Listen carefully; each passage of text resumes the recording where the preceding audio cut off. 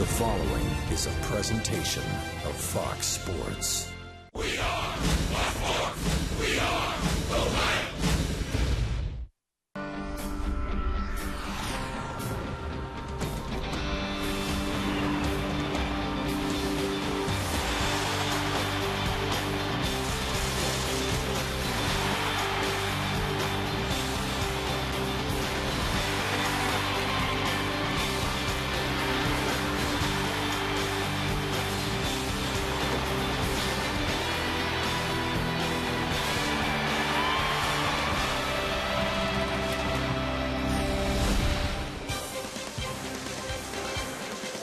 Live from Great American Ballpark, Fox Sports Ohio presents Cincinnati Reds baseball. The Milwaukee Brewers, their final game in Cincinnati this year. They're heading to the postseason. Yonder Alonso and the Reds would love to give them a going-away present. That'd be a victory for the Reds in the final game of this series. Hi, hello, and welcome to Cincinnati, everyone. Along with the crafty left-hander Chris Welch, I'm George Grand. Payback time, huh? It is payback time. You know, you lose 2 in a row to the Brewers. I think the Reds had some hopes to, making the race here with the St. Louis Cardinals a little bit closer by taking the first 2 games from the Brewers. It didn't happen.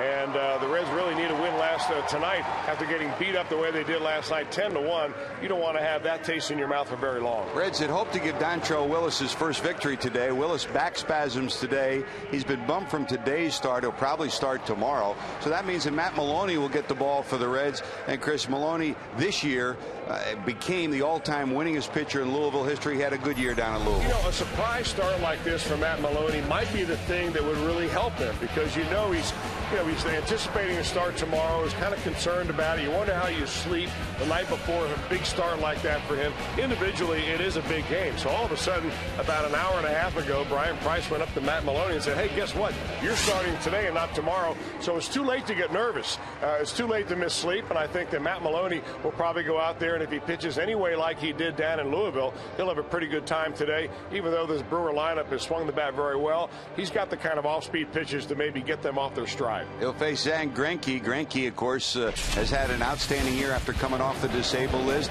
He's heading to the postseason. He's the real deal. Well, he's a former Cy Young Award winner in the American League. He's got one of the best sliders, as you see right there, that he will feature today big time.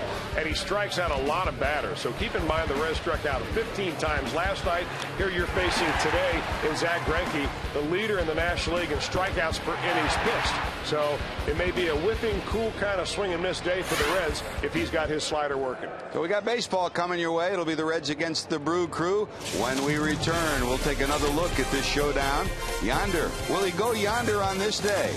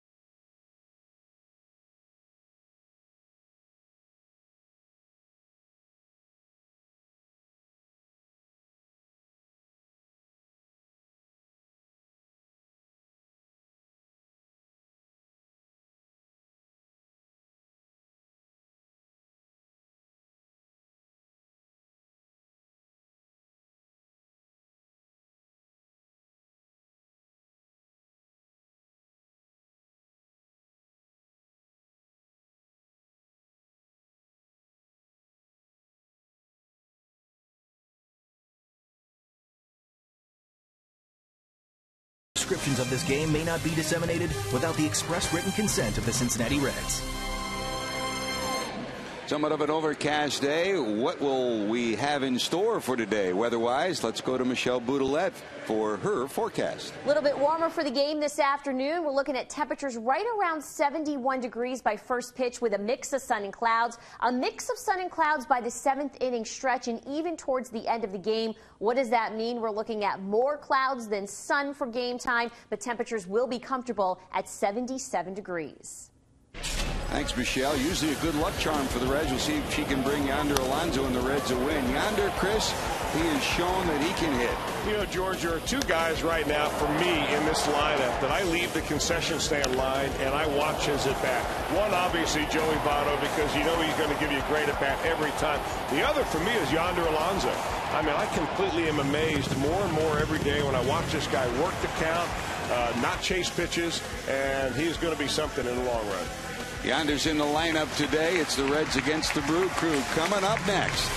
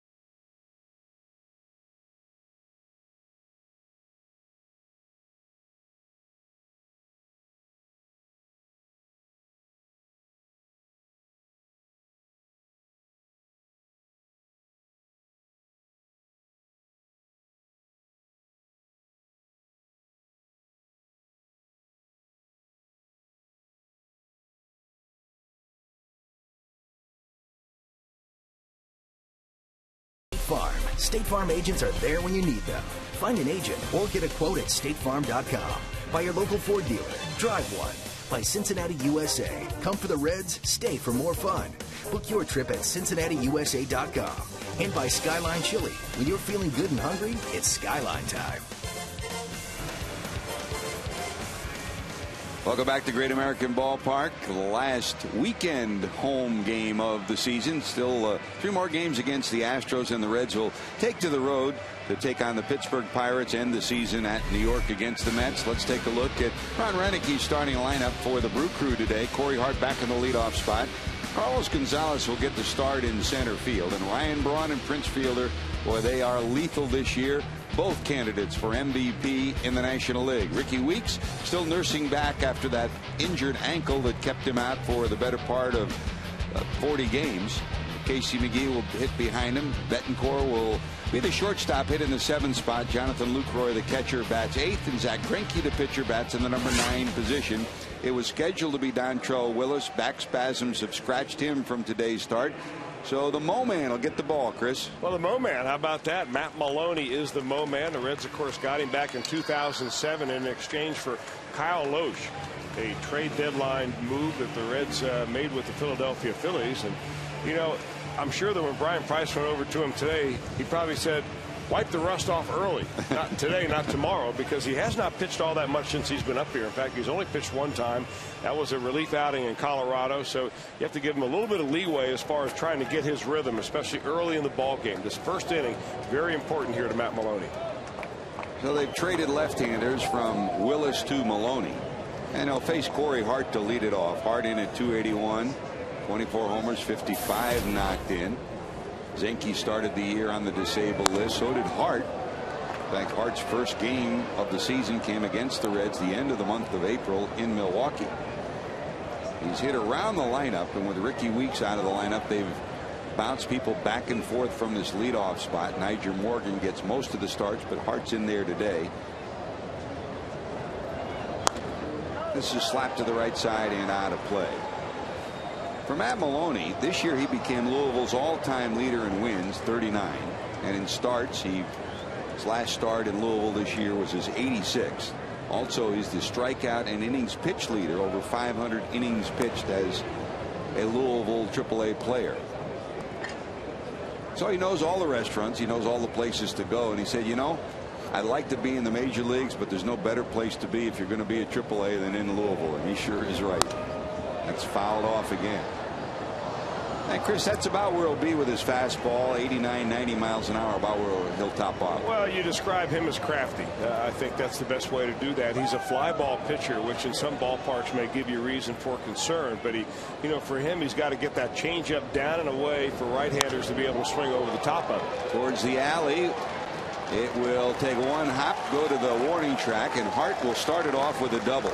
Corey Hart did exactly that last night, a double, and then he scored on a hit by Ryan Braun, and he doubles just past the outstretched effort of Jay Bruce, and the leadoff hitter is on here in the first. From an overview standpoint of the Brewers, what they've shown me in this particular series is their ability to adjust and go the other way. Ryan Braun, 2 home runs to right field the other day. Yuniesky Betancourt, home run to right field. Here you get a ball up to Corey Hart on a 2-2 count. He goes the other way with it. They're using the entire field, which makes it a little more difficult to pitch to. Look out. Gomez drills this to left, going back, looking up, forget it, it's gone.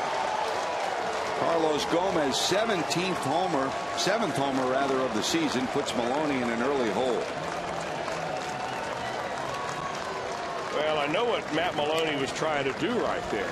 You get a runner on second base, and he's going to try to move that runner over with something to the right side. So he's going first pitch changeup. But man, oh man, you can't throw it right there. Not belt high, lukewarm, right down the middle. Again, George, I think a lot of this from Matt Maloney. I mean, he's a guy at 89 miles an hour. You have to have pinpoint control. And if you've been off a while and you don't have that rhythm of pitching every 5th day, getting a bullpen workout, working on your craft and getting a rhythm, and then all of a sudden you say, okay, here's your start. Oh, by the way, we're going to move it up early and tell you about an hour and a half before you have to move up to warm up. Sometimes that can, it helps you with the nerves. You don't have time to get nervous, but it doesn't help you get any rhythm going. Carlos Gomez hit his first National League leadoff homer against the Reds, and 3 of his 7 home runs this year have been against the Reds. There have been some guys, Chris, that have feasted on Reds pitching. You saw Carlos Pena when the Cubs came in. And here's Braun, who has also put his stamp on this series. He's got 3 homers in the series, now sitting on 31 for the year. 103 knocked in. Another 30-30 year for him. And I don't know. Let's poll the booth. Who's your MVP in the National League? Is it Braun? Is it Fielder? Both. I think you're looking at 2 bona fide candidates right here. Well, the thing that helps Ryan Braun is that he bats ahead of Prince Fielder. And that was a point that we made last night. Johnny Bench again made that point, reiterated it when we had him on the air. And that's a big difference when you've got the big guy hitting behind you right there, especially when you're facing a right-handed pitcher. They don't want to face Prince Fielder, so they're going to give more fastballs and more hittable pitches to Ryan Braun, and he's been ready for it this year. His commitment to being in shape. He's got a 30-30 year, with 30 stolen bases, 30 home runs. He's running better than he has ever before in his major league career. The kid came ready to play this year. He has not taken that big contract that they gave him and sit back and said, all right, now I'm rich, I can do whatever I want. He's worked harder than ever. 2 balls, 2 strikes. Dribbled to the left side, and they won't even have a play. It's an infield hit for Braun, so 3 straight hits, a double, a homer, and a single. Well, check your 4 defensive alignment for the Reds coming in. Cincinnati on the season with 85 errors on the year. Has Yonder Alonso in left, Stubbs in center, Bruce in right, Francisco Renteria, Phillips, and Votto across the infield, and Mesoraco gets another start with Maloney on the mound. That's your 4 defensive alignment. So Braun's on, still nobody out in the first, and here comes Prince. Fielder. Look out, that's hit a ton. If it stays fair, forget it. It's curving. It will go fair and gone. Wow. But we saw a 502-foot home run from Juan Francisco this past week. I mean, he hops all over this one. 400 plus for Prince Fielder. That's 34 home runs for him, and just like that, the blink of an eye, it's 4-0 for the Brew Crew. I think that was supposed to be a cut fastball going away from him right there. You watch Devin Mesoraco as he drops his head as he sees that ball jump off the bat of Prince Fielder. That is a long one right down the line. Brewers are rolling. You know, talking to the Brewers the last couple of days, Chris, you and I both went into the clubhouse, talked to players, and talked to some of the coaches, and I think you hit the nail on the head the other day. Game 1 of this series was a critical game because they were wobbling a little bit. They had lost 6 of 8 coming in, and when Randy Wolf got out of trouble in the first inning and then slammed the door on the Reds, they've been a different team since then. Yeah. You know that song they play at Miller Park in the 7th inning stretch right before taking the after the ball game? Yeah. Roll out the barrels. Well, they're rolling out the barrel of the bat right here at Great American Ballpark in this series. Like you say, stacking lumber, huh? Oh. Man. And right now it looks like everything Matt Maloney's throwing is kind of flat. You know, and it's a tough situation to be put in. I mean, on one hand, you're happy as can be to get a major league start, kind of show what you can do. On the other hand, it's an emergency start. They come to you right before the ball game and say, hey, go warm up. And that complicated with the fact that you just haven't. Look at this. Off the end of the bat, Weeks will round first, and he'll cruise into second with a double. 5 straight hits, 2 doubles, a single, and 2 home runs in the first 5 batters. Well, they've hit the ball hard 3 times, but they've hit the ball very softly twice. The infield hit by Ryan Braun that barely made it 15 or 20 feet away from home plate. This one, excuse me, you look to right, or you look to left and you hit the right, and you get the whole defense going the other way right there. You know you're going good when that stuff happens to you.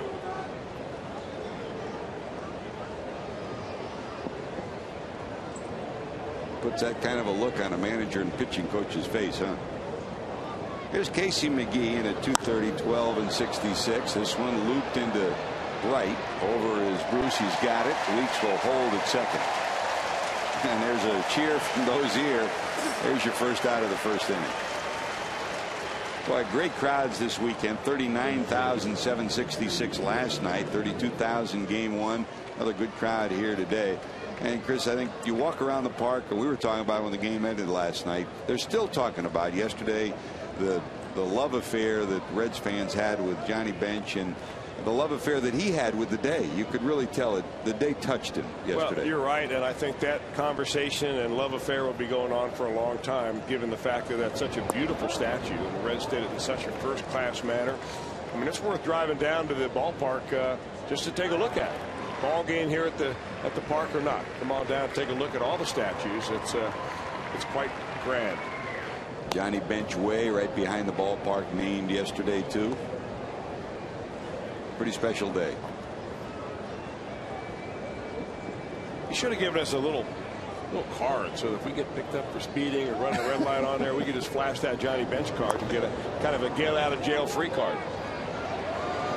Bettencourt bounces it off the end of the bat and the plate, and Maloney's there to get it. There's your second out. Hey, maybe Maloney can do what Homer Bailey did the other night after he fell down 4-0 early, and he buckled up his belt a little bit and put together a strong outing. Well, that, George, would be great to see. But what you really don't want to fall into is this becoming a defining start for Matt Maloney. I mean, what he did down in AAA, remember he missed a couple of months with a broken rib, had a strained oblique, which is a rib muscle, and then he sneezed and he made the thing worse. And eventually they diagnosed it as a broken rib, so he was out a long time. But when he pitched for Louisville, he pitched very well. In fact, you could look at his numbers and say, hey, he should have earned a call-up at some point. Fact is, they also had some other pitchers down there like Dontrell Willis, who were throwing the ball very well. They had Travis Wood down there. So he was a little bit down on the depth chart. Well, we're deep into the depth chart of the lineup for the Brewers in the first inning. 8th batter of the inning. Jonathan Lucroy steps in. 264, 11 homers, 58 knocked in. Weeks off second with 2 away.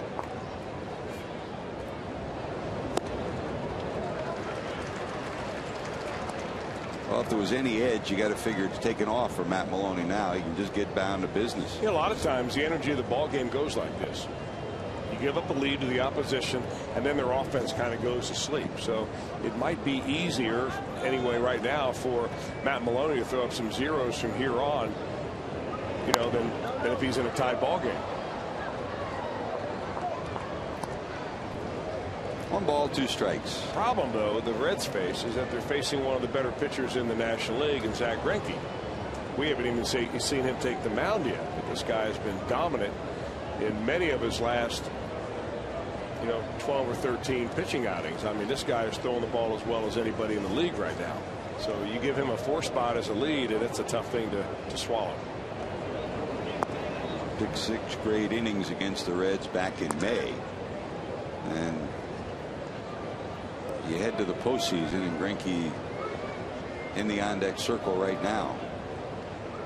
Their best pitchers are pitching the best of the year for them going into the postseason. 2 balls, 2 strikes. High in the air right side. Votto. He'll squeeze it in foul territory, but the damage done. 2-run homer from Carlos Gomez, his 7th. Prince Fielder's 34th makes it 4-0.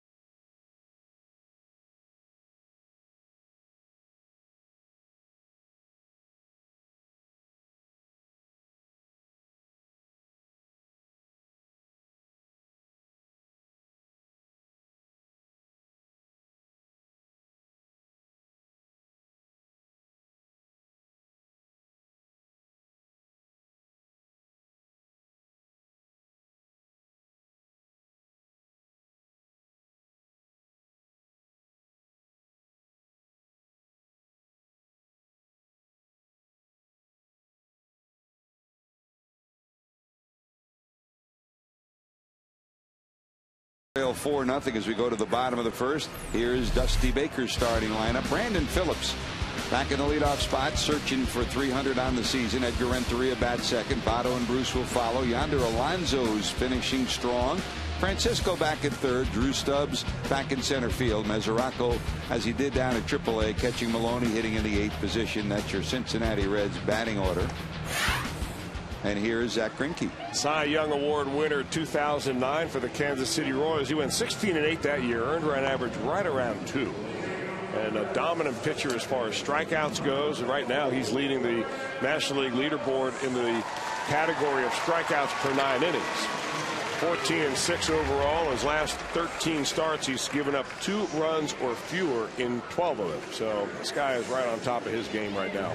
From Greinke's numbers to our Farmers Report Card numbers for Brandon Phillips, talking about hot. He's been the Reds' hottest hitter to end the season.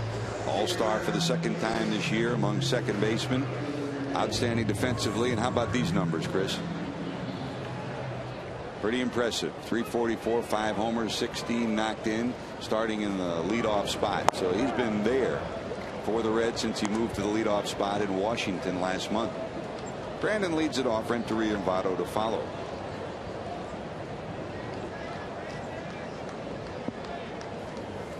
Mom and dad and younger brother in the ballpark this weekend, trying to leave them with a smiling face on this day. Their view of him for the final time at home this year.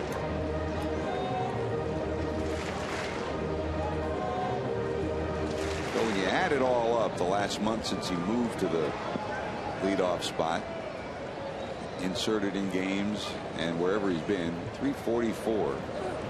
Ain't bad at all.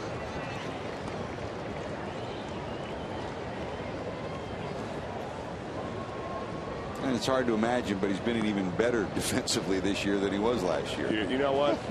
It is really, I wish there was a way to judge it. And I know that there have been people out there trying to figure out a way to judge defense, what the effect is on a team overall as far as wins, as far as runs given up and so on. I'm not so sure that they figured it out yet, but I can tell you that Brandon Phillips has saved more runs for this Reds ball club than any defender we've seen in the last couple of decades. 2-2. Bill James has come up with the fielding Bible. He tries that, and there's some serious flaws in that. But it's another version of just getting a Gold Glove. It used to be in the old days, if you got a Gold Glove, you were good. And that had a lot to do with your offense as much as your defense. But I think to extrapolate numbers today still doesn't do justice to what he does on the field. Well, you're right, because in that particular fielding Bible this year, Bill James is saying that Ben Zobrist of the Tampa Bay Rays is 3 times as good as numerically anyway as Brandon Phillips, and I'm throwing that out with the rest of the hogwash. You know, I think you go back to Bill Mazeroski, the great second baseman for the Pittsburgh Pirates. You had to watch him to see. I mean, you could take the double plays that he made. You could take the fact that they said he had the quickest hands ever. You had to see him play to really appreciate how good he was. And he was in Pittsburgh, yes, and he didn't have great offensive numbers. That was certainly a reason why it took him that long to get into the Hall of Fame. But Maz, if you talk to people who played with him and against him, was the epitome of a second baseman when he played. Full count, 3-2. Another foul ball. I mean, we were talking about it yesterday, Chris. Davey Concepcion. If Davey had probably played for any other team in the National League, he'd be in the Hall of Fame now. But he was so overshadowed by everybody else on that club that he never has gotten the just due that he deserved, even though he was remarkable every day you watched him. Well, I think he deserves to be in the Hall of Fame, in my opinion anyway. But the other, the opposite of that argument is, well, what if he played for the Milwaukee Brewers and they expected him to do more, and instead of batting 7th or 8th, he batted, 5th or 6th, or they batted 2nd. And he didn't have the kind of protection that he had in the lineup, and people didn't forget about him because they were worried about Bench, Perez, Griffey, Rose, and so on. Morgan maybe wouldn't have had those kind of years. I mean, so there's always an opposite to that, but I do believe that Davey belongs in the Hall of Fame. 11 pitches coming up in this at bat as Phillips is hanging in there, making Greinke throw a lot. The Reds would come up with so many superlative nights. Either it would be Pete or Johnny or Joe or Tony or George, down the list. Griffey, they all came up with, and at the end of the night, Davey Concepcion might have made 2 or 3 remarkable plays, but you always talked about the guys who hit the homers and drove in the winning runs. Phillips has that right at the glove of Prince Fielder, and there's one away. Here's your 4 defensive alignment for Milwaukee. The Brew Crew, as usual, Ryan Braun's out in left. Carlos Gomez getting the start in center, and Hart in right. Infield, McGee, Betancourt, Weeks, and Fielder, and Jonathan Lucroy behind the plate. Ricky Weeks said he's still probably at around 90%. He's getting better, but not 100% after an ankle that was ugly if you had a chance to see it when he injured it. They were worried for a while that he might not get back this season. But he's back. They're slowly but surely working him into the lineup. Here's Edgar at 260. Touching moment last week when he made his first at-bat appearance. He was a pinch hitter, and he fouled off a few and drew a walk in Milwaukee. And Ricky's still saying that the standing ovation he got from the fans in Milwaukee will be something they'll always remember. Become a fan favorite in Milwaukee. 2 away, and here comes Joey. Talk about a fan favorite. Number 19 is that. Not just here in Cincinnati, but around baseball. That's a welcoming applause for the MVP winner of last year. I asked you who's the MVP. I asked Joey. He said they're both great, just like you said. How can you pick between Braun and Fielder? Joel Lucka puts Matt Kemp's name on the list. There's a fly ball to left. Kemp probably has had the best season of anybody, but when you're not on a pennant contender, somehow you usually don't get the same number of votes. Joey flies out. Reds go 1-2-3.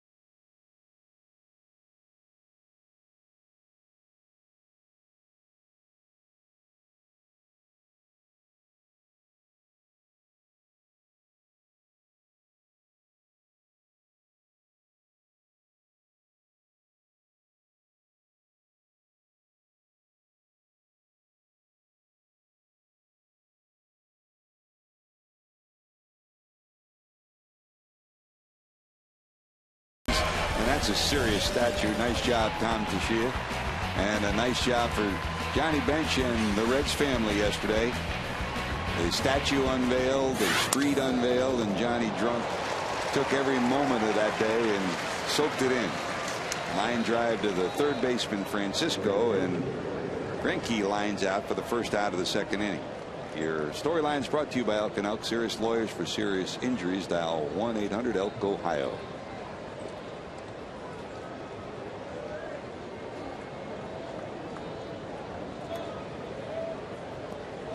Well, here's Hart up for the second time. He started it all in the first inning with a double to right. He scored on the homer by Carlos Gomez, and then after Braun singled, Fielder's homer made it 4-0, and that's where we are right now.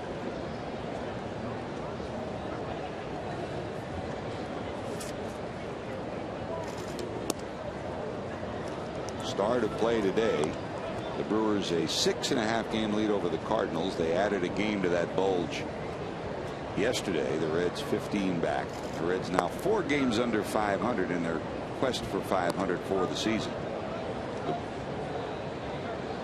The Honda standings tabulation of it. There's a liner, and Hart's 2 for 2.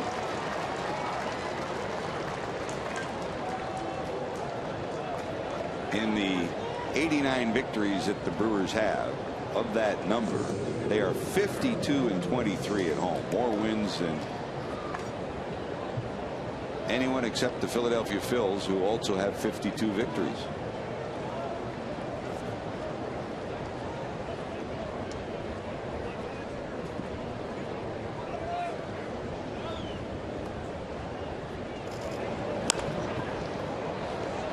of those days. Gomez hops one through the infield, and it's back-to-back hits with one out here in the second. Well, another changeup and another pitch up in the strike zone. I mean, it's one thing to say that you're pitching in bad luck, and Maloney has had his share of bad luck, but look where that pitch is. I mean, that's a changeup pretty much right down the middle, almost the identical spot that Gomez launched one for a home run his first time up.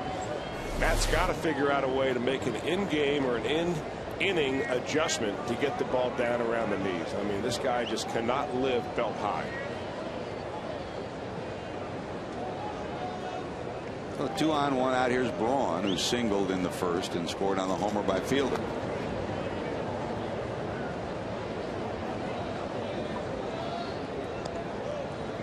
One of the problems that Maloney's into right now, and if you've ever pitched long enough, you're going to have a game like this, that it seems like everything you throw up there, they're hitting. So you never really get into a rhythm to find out if there is a pitch that works, because so far you haven't found one.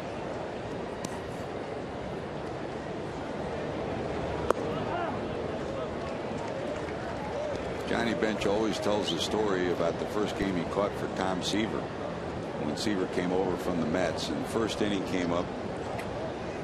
3 straight batters drilled hits, line drives, and JB came out with the new ball and said, "Hey, are you trying it all? Would you please?" Tossed him the ball and turned around and walked away. And that started a tremendous friendship that lasts till today. Well, you know, those friendships and those camaraderies between pitchers and catchers are really, they're unique. And because a catcher has to know a pitcher enough, and Mesoraco does know Matt Maloney. They've played with each other and been battery mates all year long down in Louisville. I mean, sometimes that catcher will come out and say exactly something like that. Second infield hit for Braun, and the bases are loaded. Well, he either hits one out of the park or dribbles one down the line, and he's got it rolling right now. Nice try by Francisco. I mean, you're playing back because Ryan Braun's a big, powerful hitter. But for the second time at 2 at-bats, he dribbles the ball, barely gets this one 90 feet. Can't believe how close Francisco made that. Yeah, I'll tell you what, he's been pretty impressive defensively. He's come a long way with his defense over the last couple of years. Well, here's Prince. His 34th homer in the first inning. A 2-run shot made it 4-0.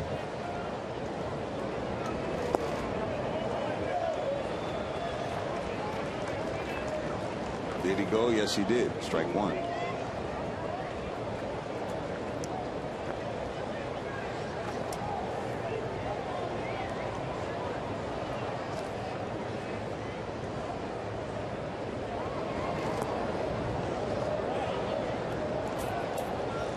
Another look, Chris, at a fine defensive effort by Francisco. Well, he's playing deep, has to come a long way to get to this ball, but what he does is keep his eyes right on the baseball right there. I mean, he's watching that ball go right into his hand. He'll take one more step and then throw off his right leg. Actually throws off his left leg, which is a little bit unusual for. No, there you go. He finally gets his right leg down, and that's picture perfect right there. Brought to you by our Performance Honda Expo. I like that look.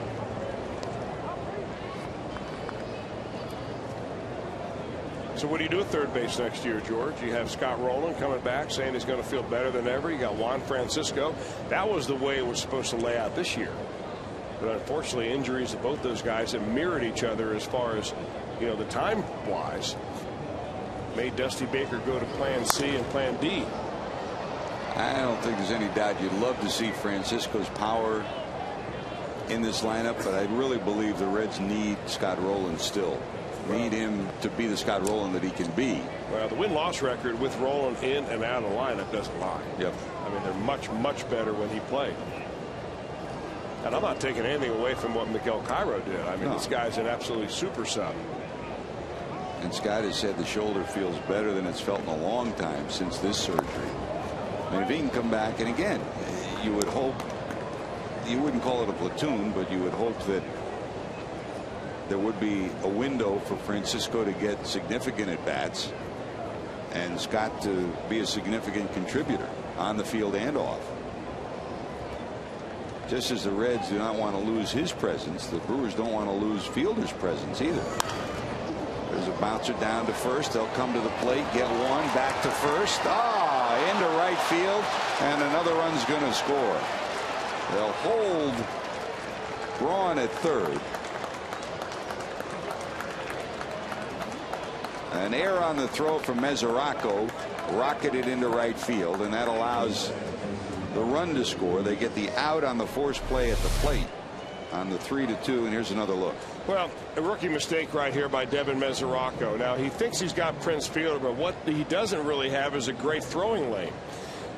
Votto comes home, you get the sure out right there, and now as he's throwing, he gets his legs clipped by the runner coming in there, and that's really the reason, I guess, why that throw went wild. He had his feet set, he's ready to go, he thinks, I'm going to get him right here, and all of a sudden that's a really good slide. Is that Corey Hart that came in there and took him out? Yep. That's a great play by Hart. A forced error, and this is what he did. He comes in there, he's going to clip his back leg just as he's about to release the baseball. I mean, that's nothing dirty about that. That's the way you're supposed to do it. And you're already in the midst of throwing, so if you're Mesoraco, I take that back about a rookie mistake. That's just a great play by a Brewer defender. Give Hart credit. Absolutely.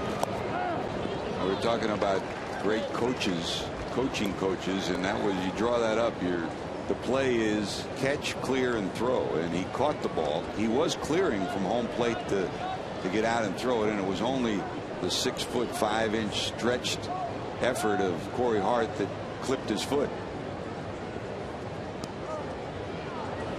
I don't think he could have gotten further away from home plate than he did. But he'll be charged with an error. That allows the 5th run to score, and it's 5-0.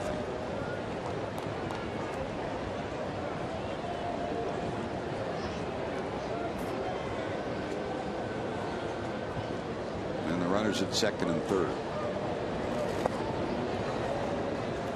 Weeks up for the second time. He doubled his first time up.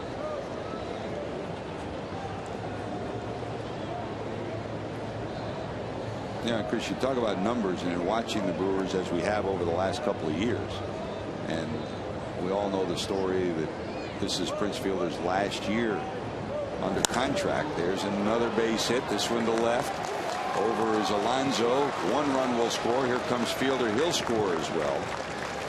Oh, that'll plate 2 more. Ricky Weeks' 45th run batted into the season. And it's now 7-0 Milwaukee. Well, another pitch up. This is, again, a changeup or an off-speed pitch. But, I mean, when I say up, I mean, this is up for a hitter. This is where Matt Maloney needs to be. It's way down here around the knee.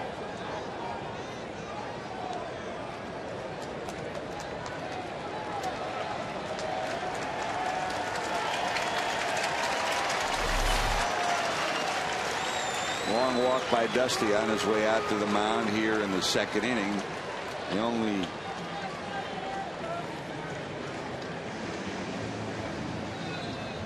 decision now is whether the move will be now or they'll give him a little more time to loosen up. They'll go to the bullpen. Well, Matt Maloney's start is a short one here on this Sunday. He's allowed 9 hits and 7 runs, and the runner at first his responsibility.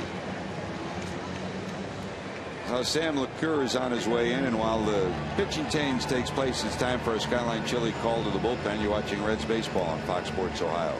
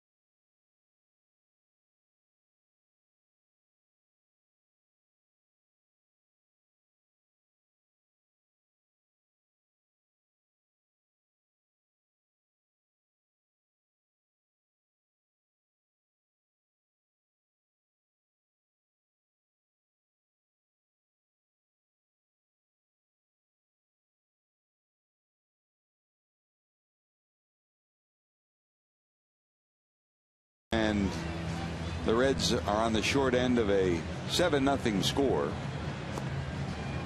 7 runs and 9 hits for Milwaukee in the 1 2/3 innings thus far of this one. That'll bring up Sam LeCure, who picked up his first victory finally this week, Chris, and he's been valuable in the bullpen. You know, he may have just found his spot on this ball club and has done a real good job as the long man. 40th appearance overall for LeCure. Remember early in the year when the injuries to a couple of the starters forced Sam to have some starts. Some of those were starts. But for the most part, he's been the long man, which means you're the first guy up out of the bullpen, and you are also the last guy up when your team goes extra innings, and they need somebody to cover some innings at the very back end. There's McGee, flied to right first time up.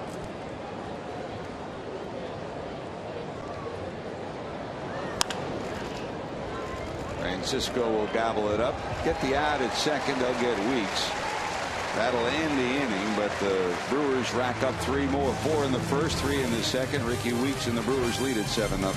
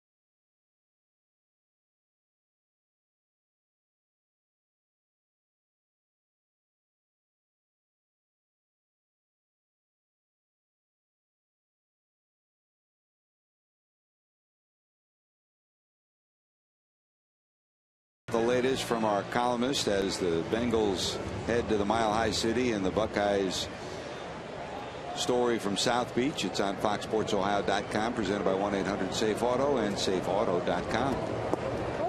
Here's Jay. The Reds win 1-2-3 in the first. Bruce, Alonso, and Francisco due up as we go to the second.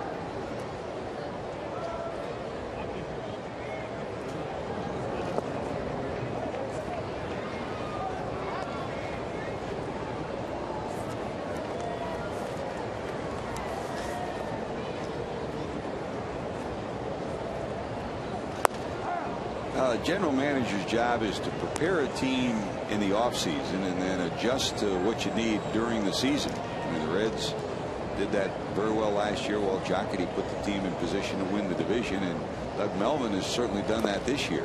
The acquisition of this guy on the mound, Zach Greinke, right from the get-go stamped the Brewers as a team with bona fide starting pitching coming into the year, Chris, and even though he missed the first month, he's paid dividends. You know, it's kind of interesting, George, because if you look back at the Brewers, you think, you know, these guys were close to starting all over again, kind of blowing it up and rebuilding. And then they decided, no, we're not going to do that. We've got maybe our last year of Prince Fielder. We do have Ryan Braun. There are some other good complementary players. Casey McGee coming off a good year. Second year coming up from Matthew LaCroix and so on. Maybe we ought to go for it. And that's what you know, the ownership and Doug Melvin decided to do. They made some very shrewd deals. The big deal, of course, is when they brought Zach Greinke along. And, you know, anytime you secure a former Cy Young Award winner in your rotation who's still in the prime of his career, he's going to help your starting pitching. Then you get Sean Markham. He's helped them, too. So now you've got, you know, 3 big pitchers that have come on with Yavani Gallardo and now Randy Wolf, who's had a real fine season as well. So their pitching staff has done a tremendous job. You go out and you get Saito, a proven veteran reliever. When he's healthy, he's as good as anybody around. You bring in K-Rod, Francisco Rodriguez, and I think the one big unknown that they were concerned about was whether John Axford would be able to close the way he has. He's closed out more than 96% of the save opportunities he's had. So, I mean, they've been lights out from a pitching standpoint. So you go from a maybe rebuilding meeting to let's go for it all, and then you find yourself in the postseason. And it's a good story if you're a Brewer fan.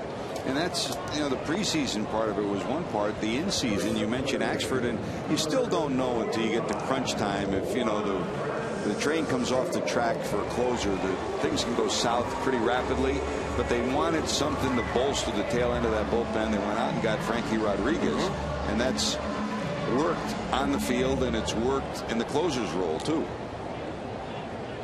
It's great insurance. And the other thing that you've lighted on it a little bit, because you always do appreciate the job a manager does, is what Ron Renicky has done over here to kind of diffuse some of the things that have come up. Frankie Rodriguez has begun, he complained a little bit about, hey, this wasn't the way they told me it was going to be. They said there'd be some save opportunities when I came over here from New York. That created some tension on a ball club that is, you know, trying to put the thing away. Prince Fielder says, well, I'm not coming back next year, or in a matter of words he has said that. But what Renicky did, for instance, on their plane ride from Milwaukee to Cincinnati, they had NFL jersey dress-up day or just football dress-up day. So everybody on this ball club, instead of wearing their sport coats and ties, they were able to wear whatever jersey they wanted, whether it was, you know, their former college team. Sean Markham went to the Green Bay Packers equipment man and got a full dress uniform, complete with tape, eye black, mouth guard, and everything, and he wore that on the plane on the way in here, and he was tackling guys as they came on the plane. That will keep you loose. Jesse Jackson has that uniform. He'll be selling it after the game today. 1, 2, 3, go the Reds. 7-0 Milwaukee.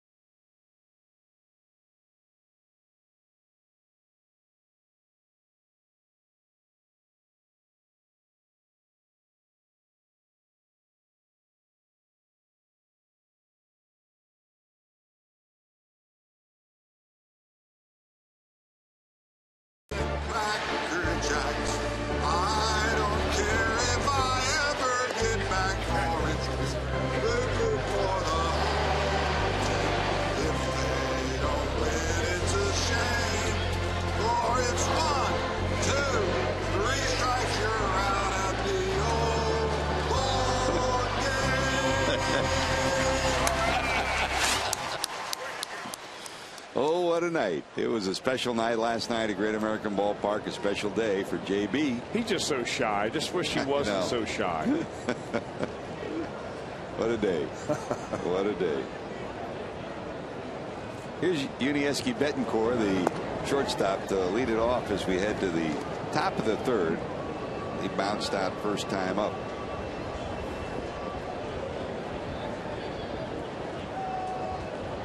Some guys blessed with great baseball talent, and Johnny Bench was blessed with that. But there's some people that are just blessed with a lot of things. I mean, you really think, I mean, he could have been anything he wanted to be. He has great intelligence, great perception of what happens around him.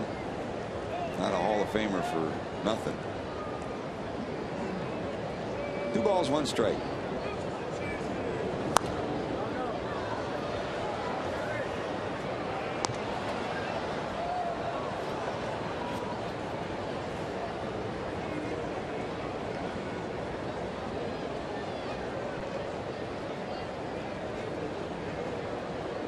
He enjoyed yesterday, Chris, but you know, over the years it's been great to watch him, especially in spring training and when he shows up from time to time. Talk to young hitters, talk to young pitchers about how they approach the game and what they can do to get better.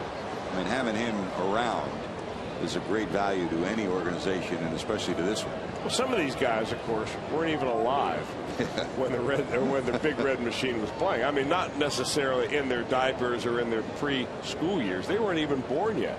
But yet, you know, when Johnny Bench comes to you, you know who Johnny Bench is. It's like knowing who Mickey Mantle is, for goodness sakes. And when he comes to you and talks to you about hitting or an approach or a little strategy that you may want to employ, or maybe a drill that you should do, you're listening. And I think that's one of the huge factors in bringing a guy like Johnny Bench back and involved in the organization. Betancourt pops out. Here's Lucroy, the catcher, hitting in the 8th spot.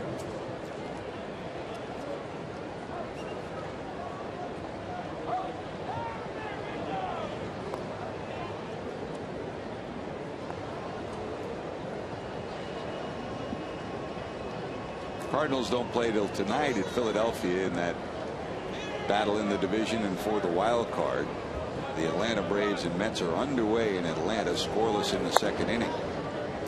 Over in the American League, Tampa Bay and Boston are scoreless in the 2nd inning, and the Toronto Blue Jays lead the Yankees 1-0. They're in the 3rd.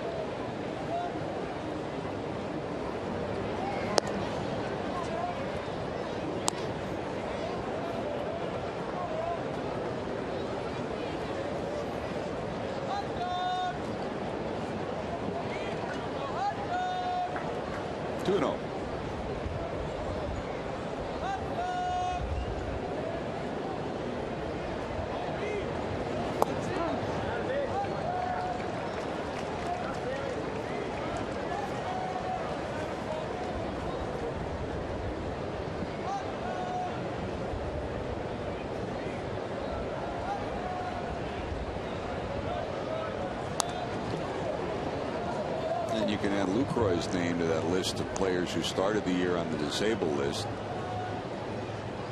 And the Reds started the year strong against the Brewers. In fact, coming into today, if the Brewers win this game, they will even the season series against the Reds at 8-8. Overall, the Reds have won 19 of the last 29 between these two teams the last 2 years. But the Brewers have put a stamp on the second half of the season and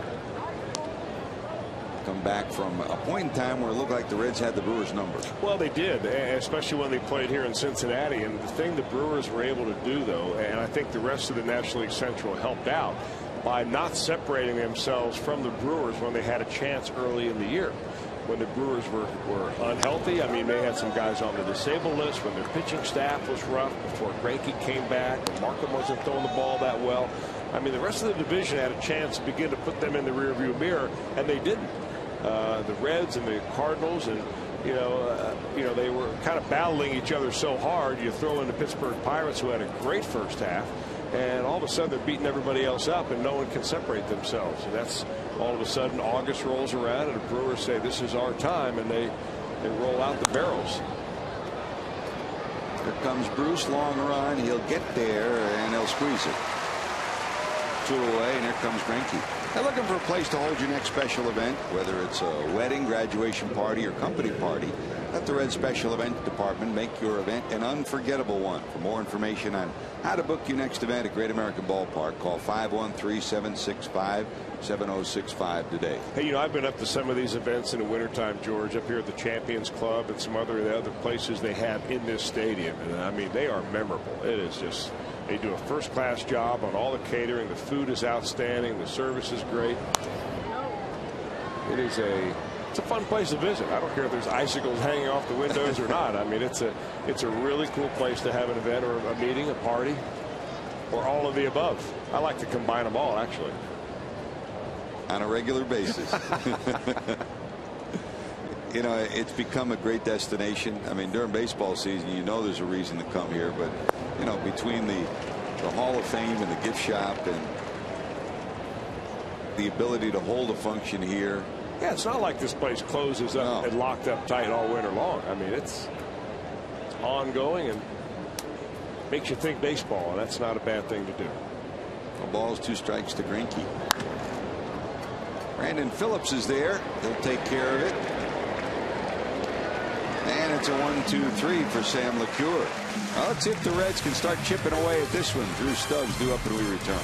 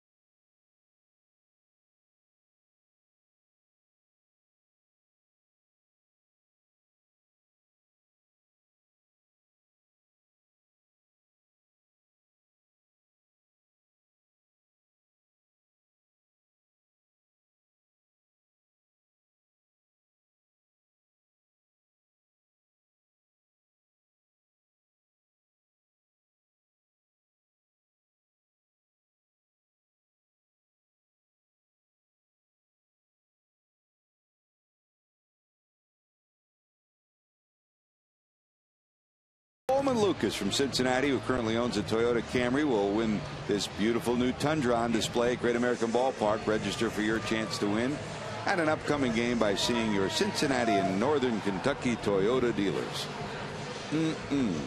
Good truck, and congratulations as well. This has been a great week.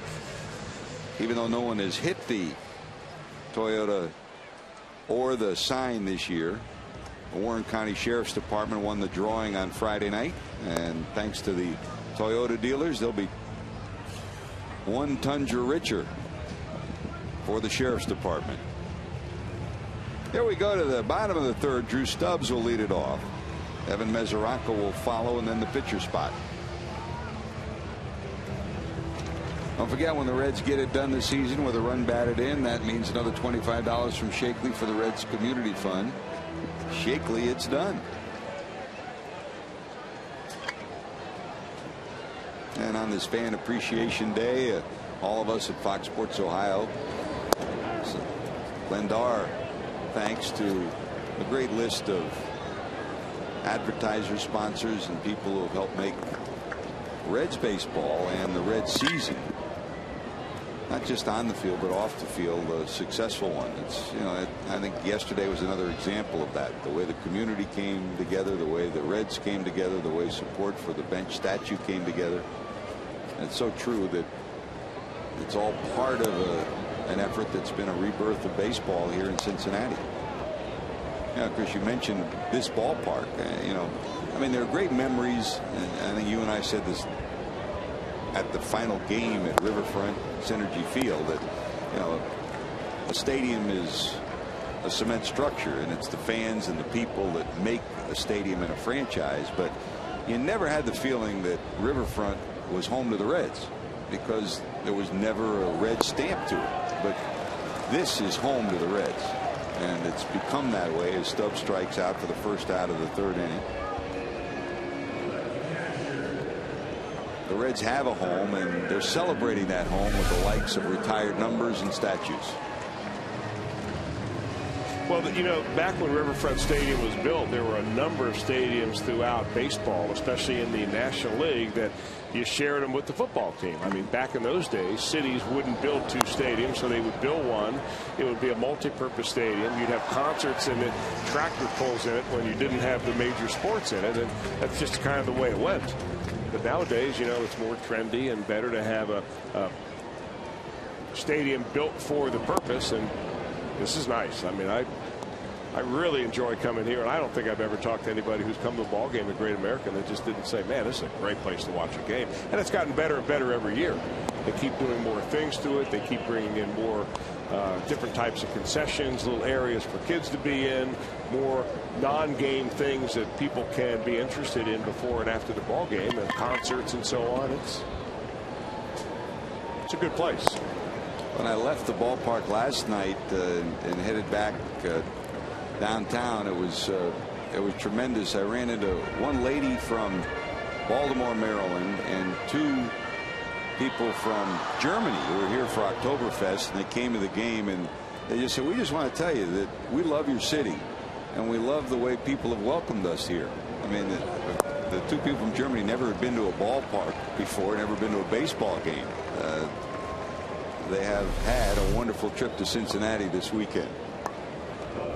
Mesoraco strikes out, and that's 3 straight strikeouts, 4 strikeouts overall for Greinke. He's on a roll.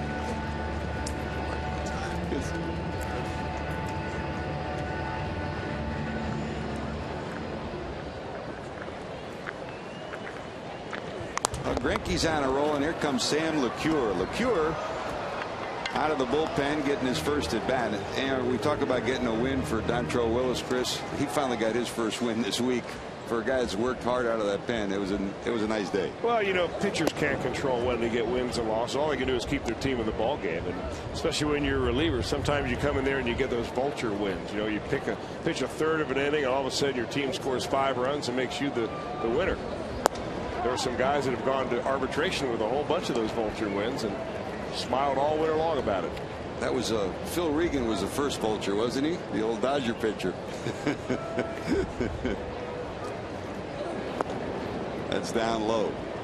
1 ball, 2 strike pitch, a little low, 2-2 to Sam LeCure.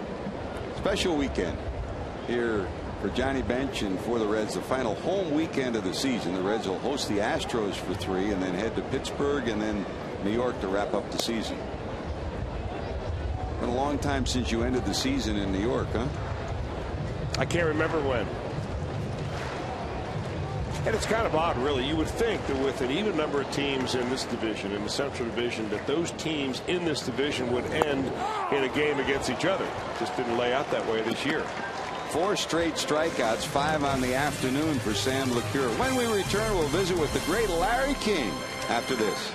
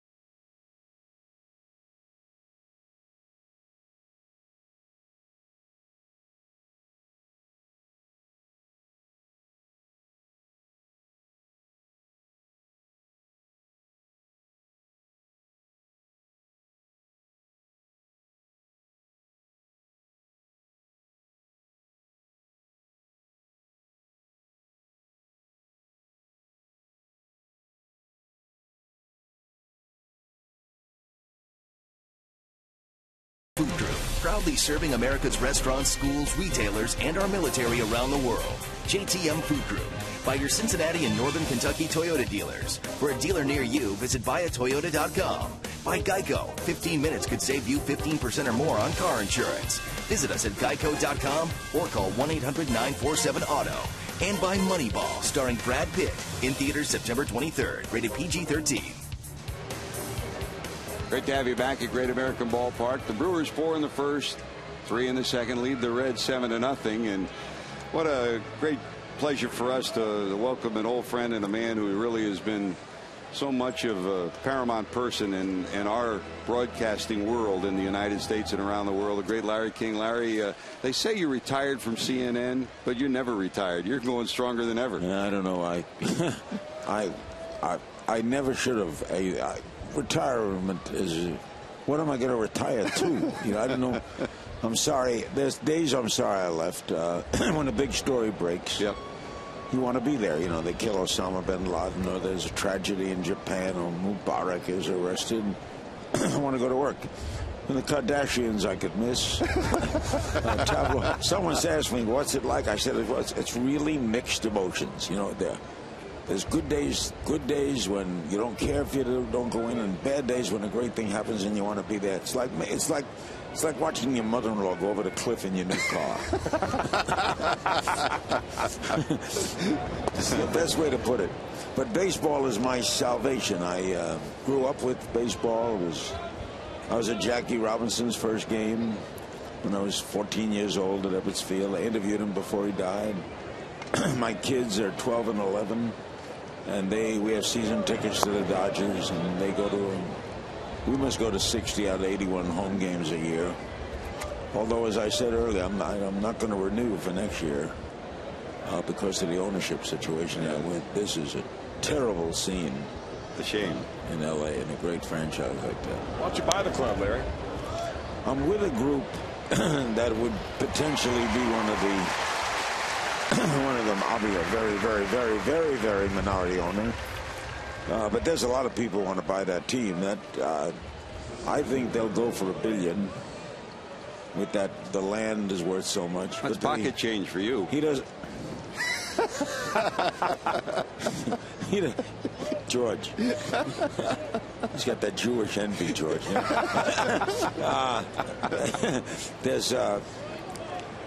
I don't know why he doesn't sell.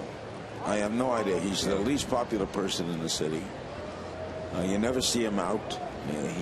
But he wants to keep the team. A very sad situation in a franchise like that. I don't know of anybody who has unless you're under contract, who will renew next year. It's a shame because it's one of the great franchises in all of it. And you were not just a Dodger fan. You were a Brooklyn Dodger fan. Oh, you grew up with the Dodgers, and you followed them all the way through. The two saddest days of my life was the death of my father on October 3rd, 1951, when Bobby Thompson hit that home run. I've never been lower in my life.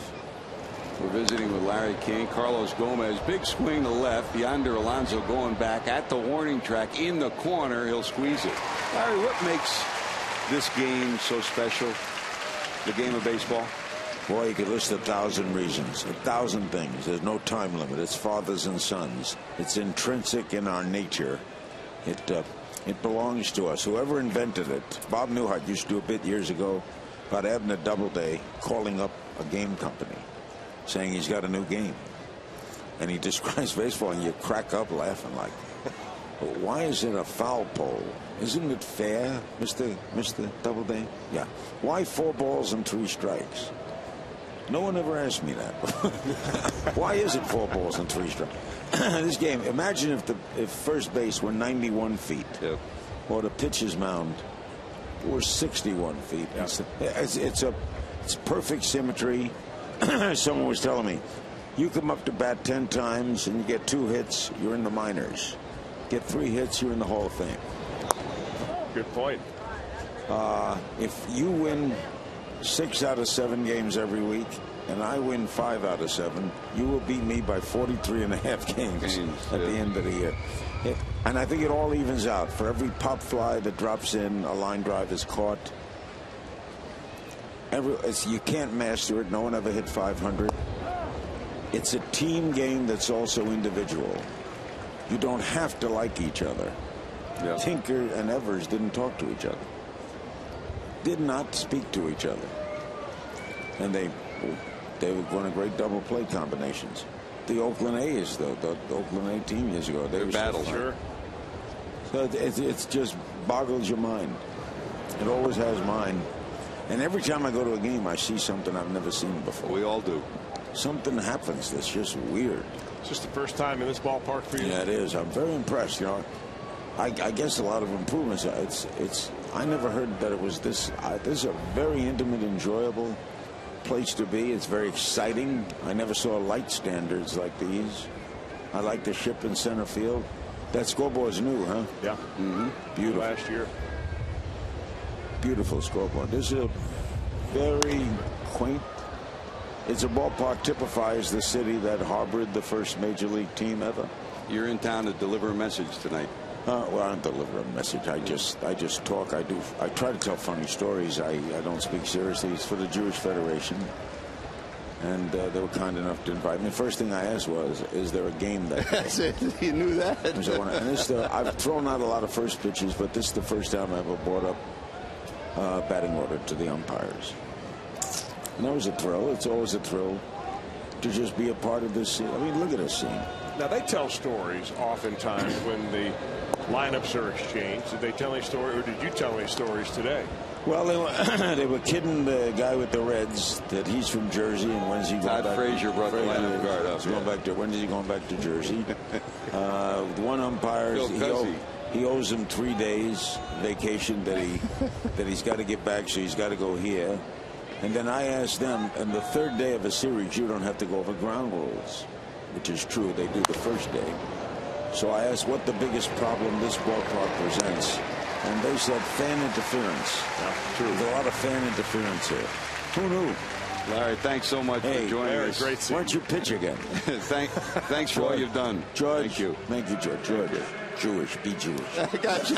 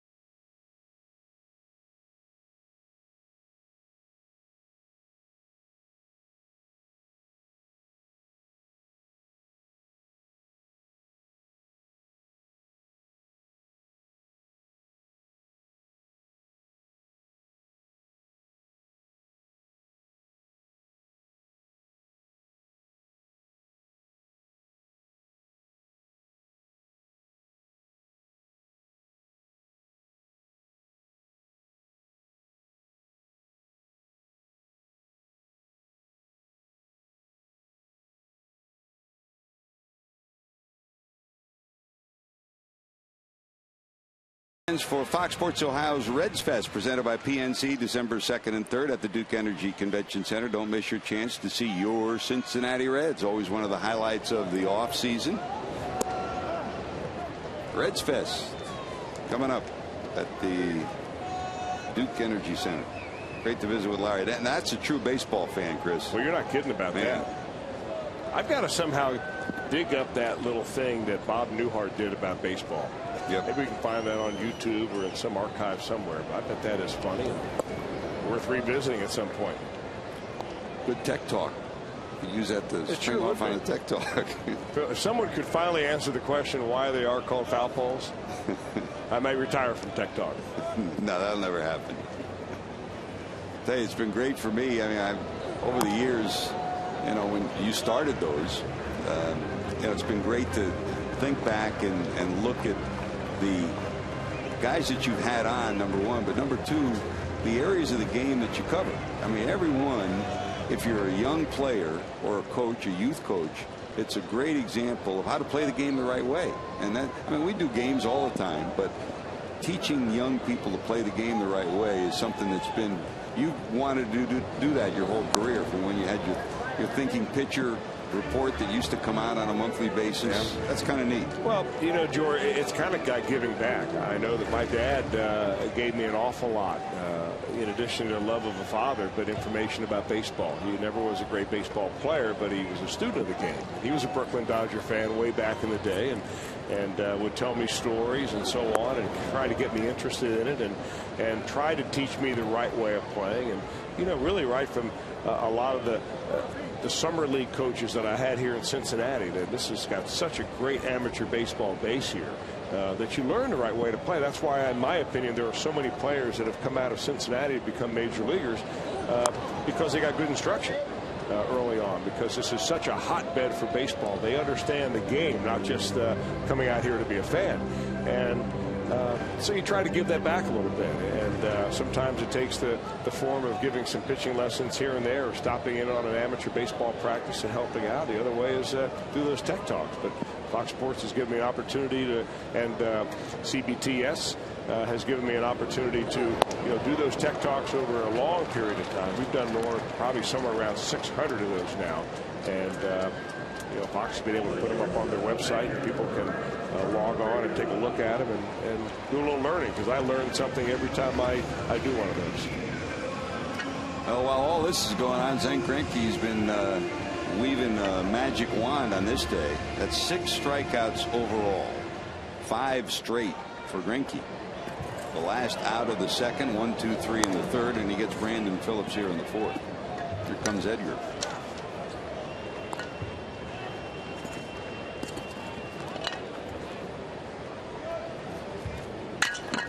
I'll tell you one thing.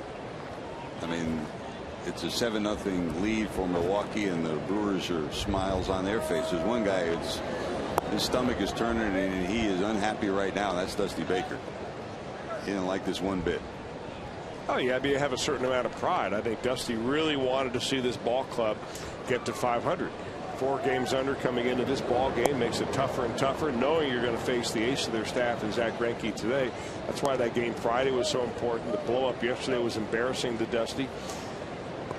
I mean, he wears it. I mean, his wins and losses, I don't care whether he's in the standings, mathematically eliminated or not, you want to win every game. And the guy is a competitor now as a manager, just the way he was as a player.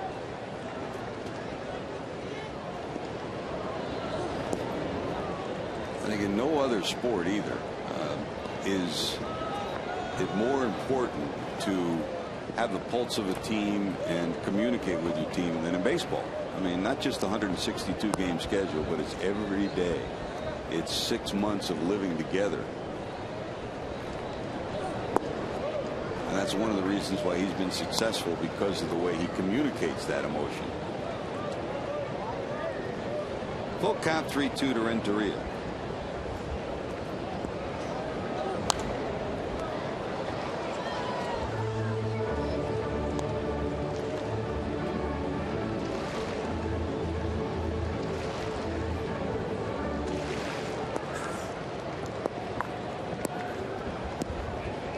I think if Larry King had a choice to do anything in the world, I think he'd like to be a Dodger baseball broadcaster. It sounds like sit next to Vin. You know, if I'm not mistaken, he did some sports broadcasting. Yeah, he was a color announcer for the Miami Dolphins at one time, way back around 1970 or so, and also for the, get this, the Shreveport Steamers. I can't tell you, what was that, what was that league that they had back then? That was a football team. USFL? Was it USFL league? It's an unknown story, but when we started at ESPN in 1979 and CNN was starting in 1980, Chet Simmons, who was the president, there's a ground ball to short, bobbled, and it's the third error of the series for Yuniesky Betancourt.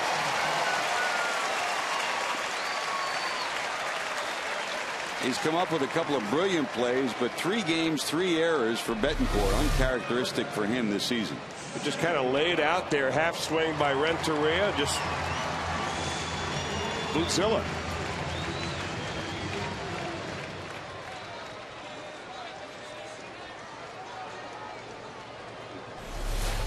So here comes Joey. The Reds trying to get back on the board here.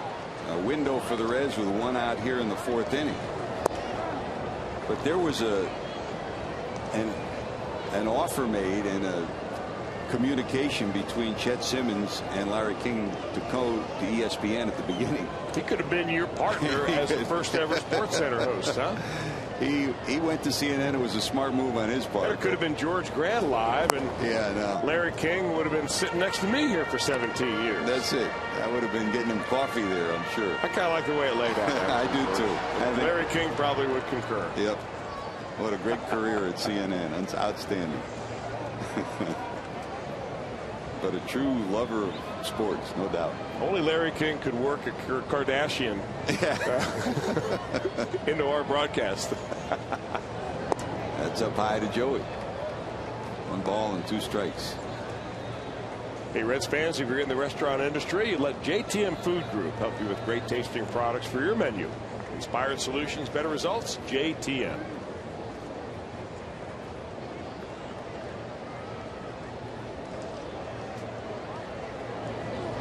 As he was getting up, he really hit the nail on the head. He said, "This is great."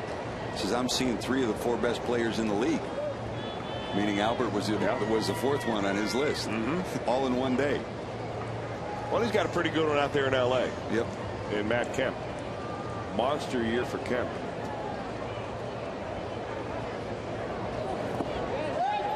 He holds on it. Did he go?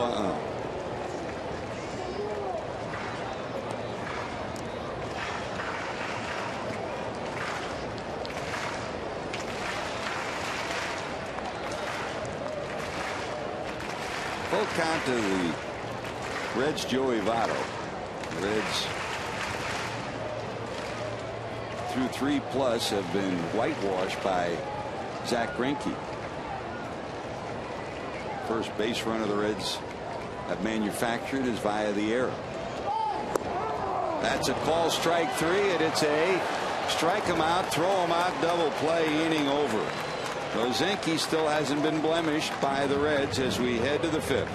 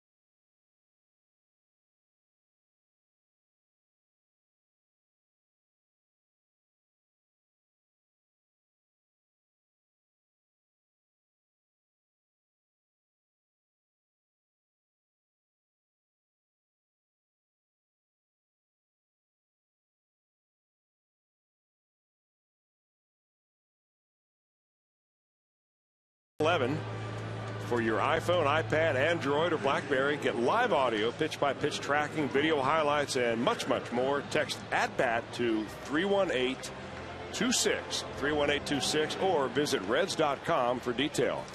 @BAT 11. All right, well, the trivia question today brought to you by AT&T, and here it goes. Who are the only two Brewers to win the league MVP? That would be the league MVP. Who are the only two Brewers to win the league MVP? Remember, the Brewers were in the American League for a long time and now over to the National League. So Kent Weaver and our crack staff has come up with a good one tonight. You got guesses on that? Well, I do have guesses. One of them is a little better than a guess. Yeah. Hall of Famers, nice. Two Hall of Famers, maybe. Would probably work. Jared Burton, third pitcher of the day. First, Matt Maloney had a rough outing, an inning and 2/3. Sam LeCure came in and doused the fire, threw up a few zeros, and now it'll be the turn for Jared Burton. He'll face Prince Fielder, then Ricky Weeks, and then Casey McGee.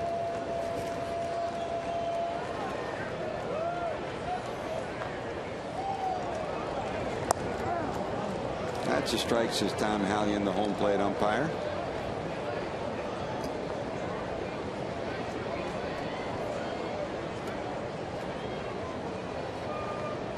Braves have jumped out on top of the Mets 1-0 in Atlanta this afternoon.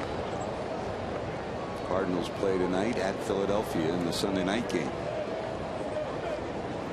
Toronto leading the Yankees 2-0 and Tampa Bay leading Boston 3-0 in that American League wild card and first place chase in the East. With the shift on, Phillips a couple of steps over, takes care of Prince Fielder. And look how Fielder's running down the line. I mean, you know, Brandon Phillips is looking at him. He's saying, you know what, you're going to hesitate on me. I may just burn you there, Brandon. But that is the way Prince Fielder plays. Yep. I mean, he might be the most underappreciated player around, because you look at his body and say, oh, this guy's too big and fat to play baseball. But he sees Brandon hesitating right here. He goes, I'm going to try to beat that white rat to the bag. He loves to play the game, Chris. He does. He really does. And that's the way you lead. Yep. You play hard like that. Winning 7-0. I mean, he could have jogged down the line and nobody would have said a thing. Now, we don't know what's going to happen in the offseason, but if he does not come back here, I think, you know, the dynamic of that clubhouse changes dramatically. I mean, an example yesterday, he is the leader in that clubhouse. You're talking about Prince. Yeah, it's his club.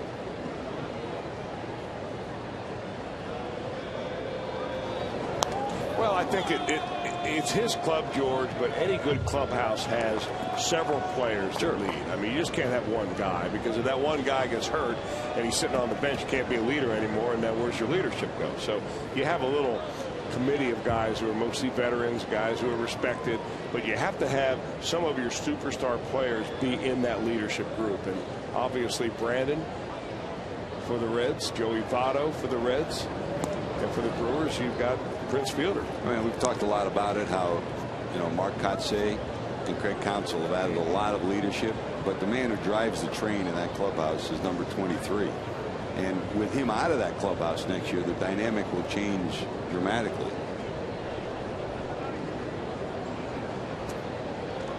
Not 23 weeks is wearing 23. Prince's. Whatever Prince's number is.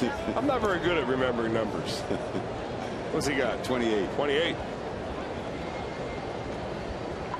Yesterday in batting practice, they were at mid-round of batting practice, and Craig Counsell, who has had a rough year offensively and has only one homer on the year, and very seldom even homers in batting practice, he homered into the right field seats, and Fielder said, that's it, batting, it's over, round is over. And they were halfway through it, and nobody said boo. He said, you know, they wanted to have fun, and they gave a standing ovation to Counsell for getting the home run in batting practice. Well, this team's having fun. Yep. I mean, you know, I told you about the jersey dress-up travel that they had from Milwaukee into here. Earlier in the year, they had a cowboy dress-up when they were either going to or leaving from Houston to play the Astros. And all the guys went out and bought cowboy hats and Western shirts and jeans and boots. I mean, even all the guys who are coming from, you know, the Latin players, they all dressed up like that, and they got on the plane looking like a, you know, more of a rodeo group than they did a baseball team. But they were kidding each other about it and having a great time. And I think that, you know, the Brewers have got it. They figured it out this year, and they've got a nice talent. Now, whether they can repeat next year, you never know. But this has certainly been their year. It's, you know, reminiscent of where the Reds were 12 months ago. Exactly. Enjoying every moment of every game.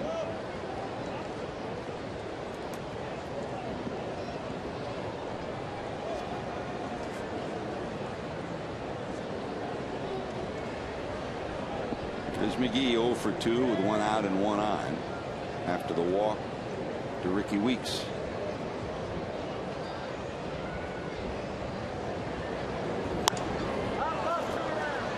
Popped up to shoot. Mesoraco calling. He's got it. 2 away.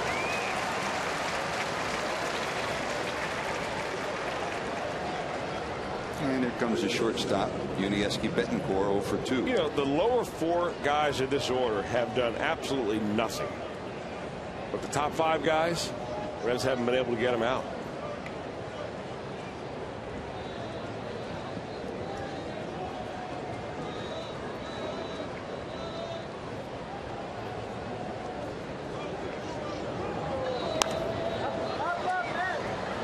Is there room for Mesoraco?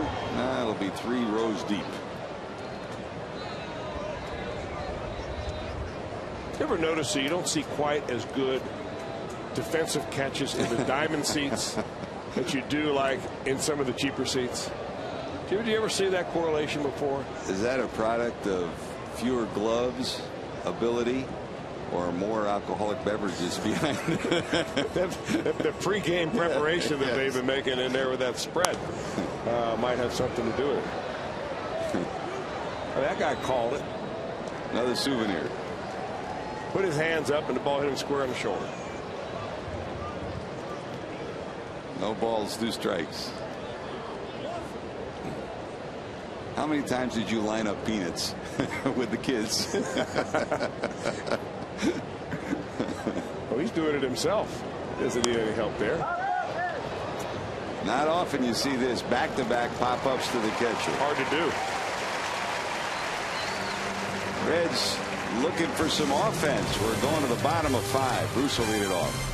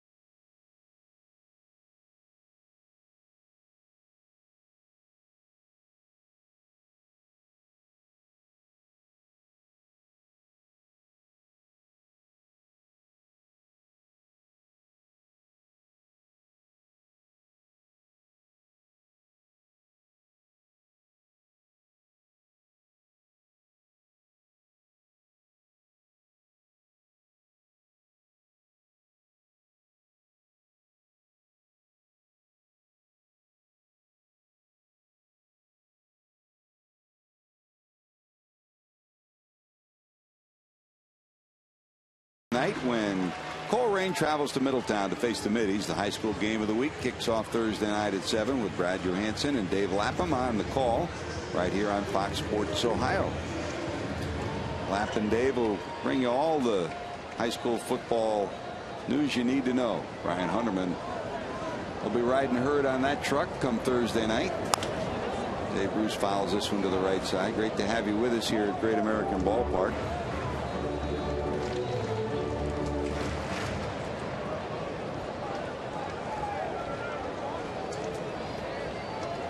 Bruce struck out first time up. One of 6 strikeouts for Zach Greinke. 7 runs, 9 hits, an error, 3 left for Milwaukee. Zip, zip, 1 error, and no one left for Cincinnati.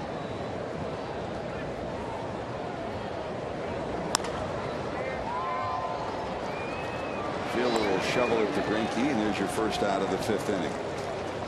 Time for our AT&T trivia answer. The question, not in Milwaukee baseball, just Brewer baseball history.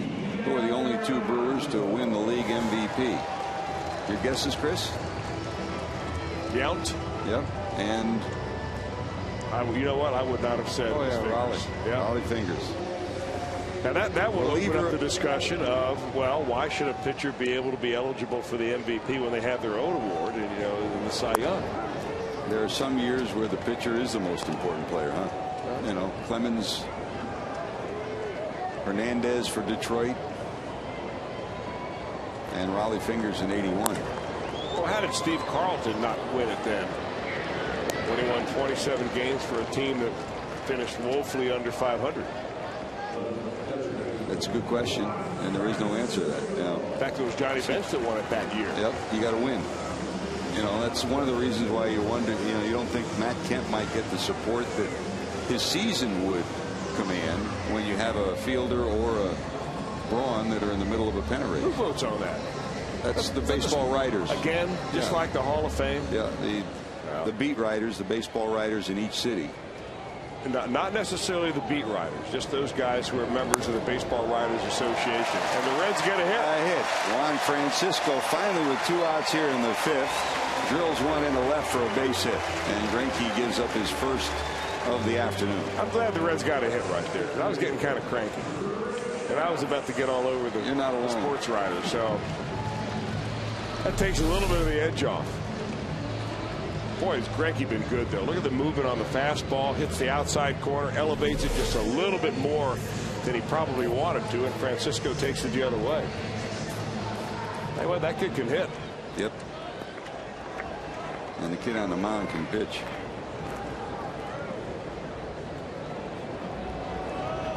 Here's Drew, struck out first time up. That strikeout in the 3rd inning, the 196th of the season. That breaks Adam Dunn's record that Dunner set back in 2004.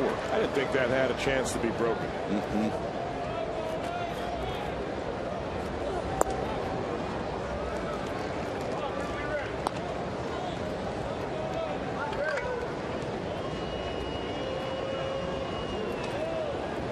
Two 2-0 to Stubbs.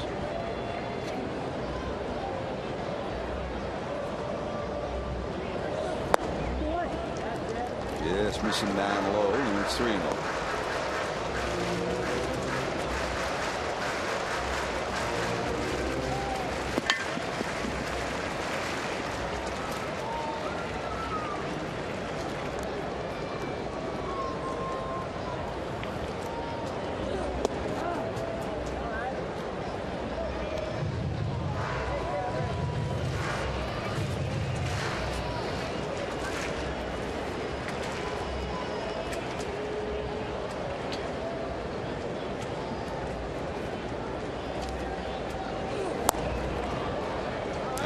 Full 3-2. Brewers will wrap up this road trip and then head home to complete the season next week with series against Pittsburgh and Florida. Well, they'll end the season at home.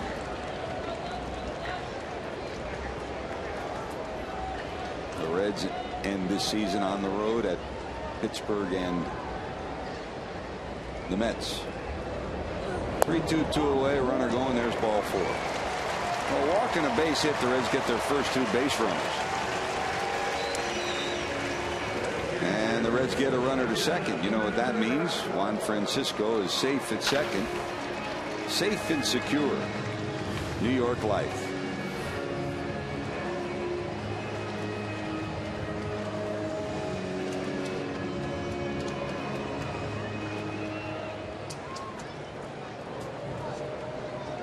There's the catcher Mesoraco, who struck out back in the third.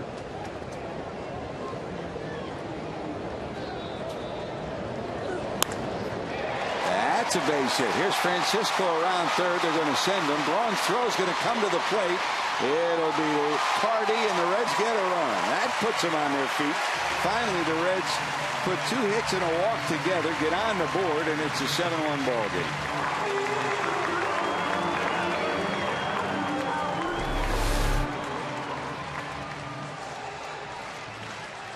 Well, that's a pretty good pitch right there that Mesoraco goes out to get. One of those slow curveballs that Greinke's been fooling the Reds with all afternoon. To throw a hair late. Good running and hard running by Juan Francisco. That's all you can ask if you're Dusty Baker at this point. I mean, you're down by 7 runs. You want your guys to continue to play hard, run hard, play good defense, play the game like it's 1-1 and not 7-1. That's about the first thing Dusty's had to smile at in the last 24 hours. Here's Todd Frazier, who will pinch hit in the pitcher spot. And not only has the Reds been whitewashed this weekend, but over the weekend, and you know what it's like, Christian. You're on the road. Your son plays his first football game. He didn't have a chance to see Darren, talk to him on the phone. And last night, his wife Melissa gets a flat tire, have to tow her back. So here it is, 3:30 this morning. He's on the phone back home. It's been that kind of a weekend for Dusty.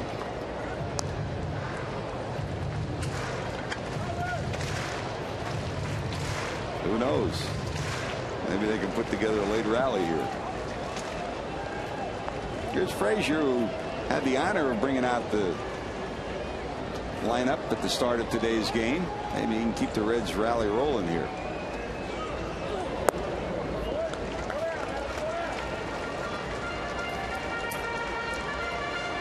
Two and one to the Reds pinch hitter.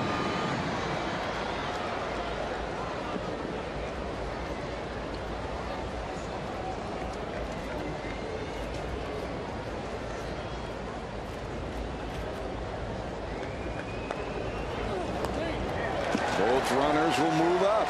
So now a base hit can make this a little interesting.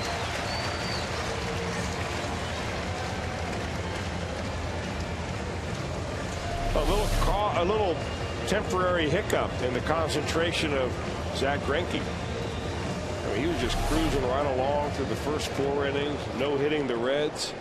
All of a sudden you give up a base hit. They make a pretty good swing on a good pitch you make. You walk a guy, it runs in. I mean, he's not exactly in danger of losing the lead right now, but he certainly wants to save those runs out there. Save those earnings. And that'll load the bases and bring up Brandon Phillips. And that'll send out the pitching coach for the Brewers, Rick Kranitz. You know, normally when you get in a situation like this, you're thinking, all right, guy just walked a couple here. He's given up some hits. Chances are he wants to get out of the inning. He's up by 6 runs. I'm going to get a fastball right down the middle because he doesn't want to get behind in the count to me. But the way Greinke can pitch, he's got 4 different pitches that he throws for strikes. Fastball, 2 different types of fastballs. He's got a changeup, a curveball, and a slider. And so there's no guarantee right here for Brandon Phillips that he's going to get a pipeline fastball. But if he does, he ought to be ready for it. Well, there's Brandon, who bounced out and struck out. And they're on their feet trying to exude some enthusiasm here at the ballpark as Brandon steps to the plate with the bases loaded. The Reds have finally broken through with their first run and 2 hits here in the 5th inning. In the dirt, nice block by the catcher Lucroy. Stubbs was a third of the way down the line and would have scored easily if it got by him.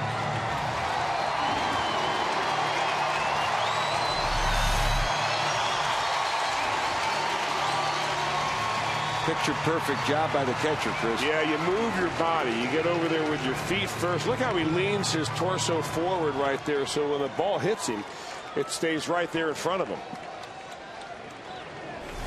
He's a good-looking catcher. Outstanding job. That breaking ball clips the corner for a strike.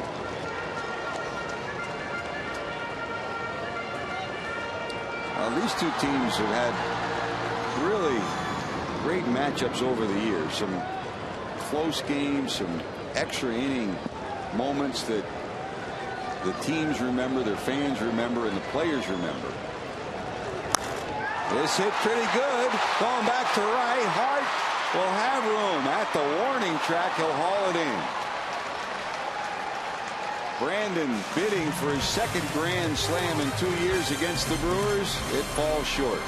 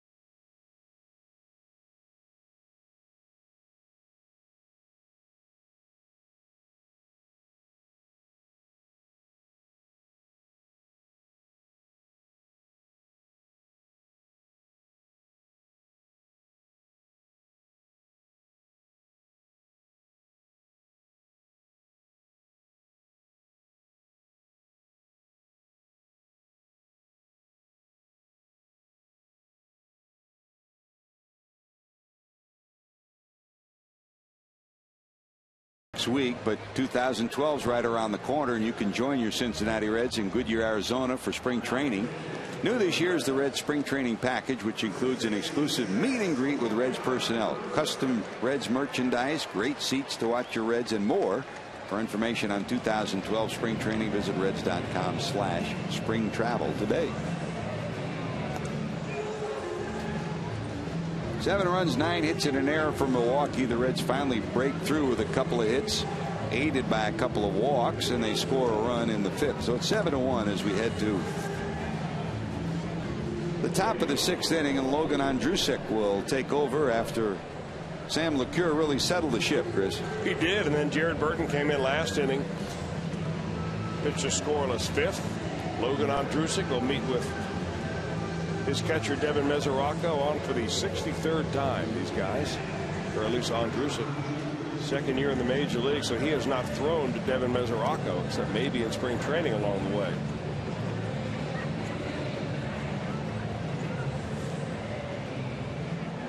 The catcher Jonathan Lucroy will lead it off. Popped up, flied out 0 for 2.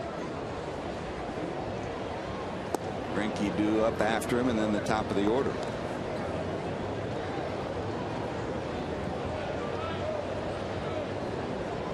Mets now going ahead of the Braves 4-2 in the 4th inning in Atlanta. Tampa Bay leading Boston 4-0, and Toronto leads the Yankees 3-0. The other games on the board today. Now in the 5th, Washington leads Florida 4-1. Houston leads the Cubs 3-1. They're in the 2nd inning. In the American League, Anaheim leading Baltimore 6-1. And the White Sox lead Kansas City 3-0. Minnesota leading Cleveland 1-0 in Minnesota. Popped up. Francisco has it. There's one away.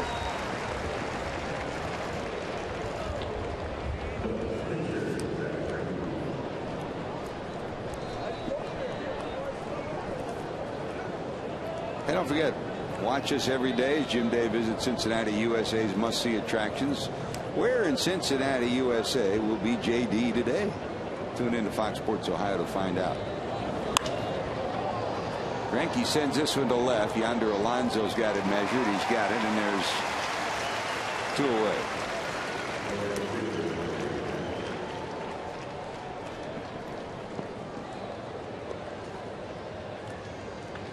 And that'll bring up Corey Hart 2 for 3, and he's scored a couple of runs.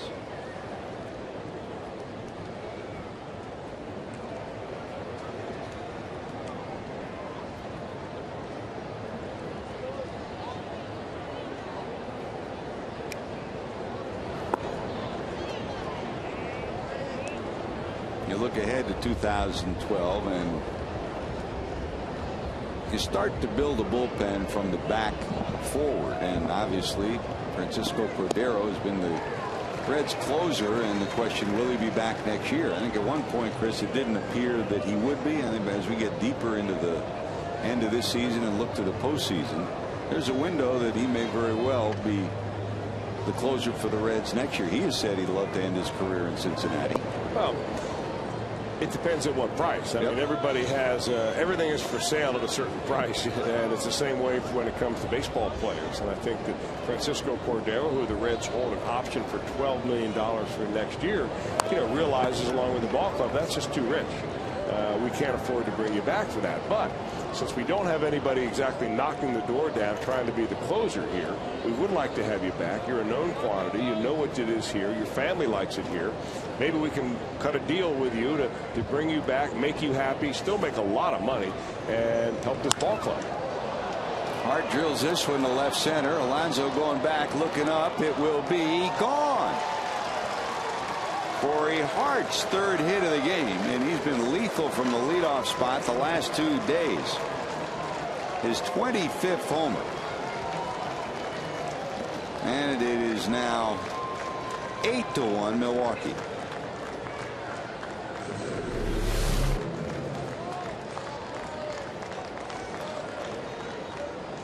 Looked like a cutter.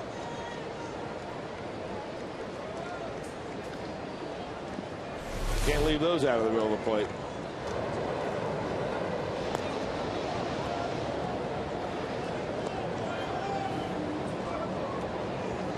So Hart delivers with his 25th homer, 56 run batted in.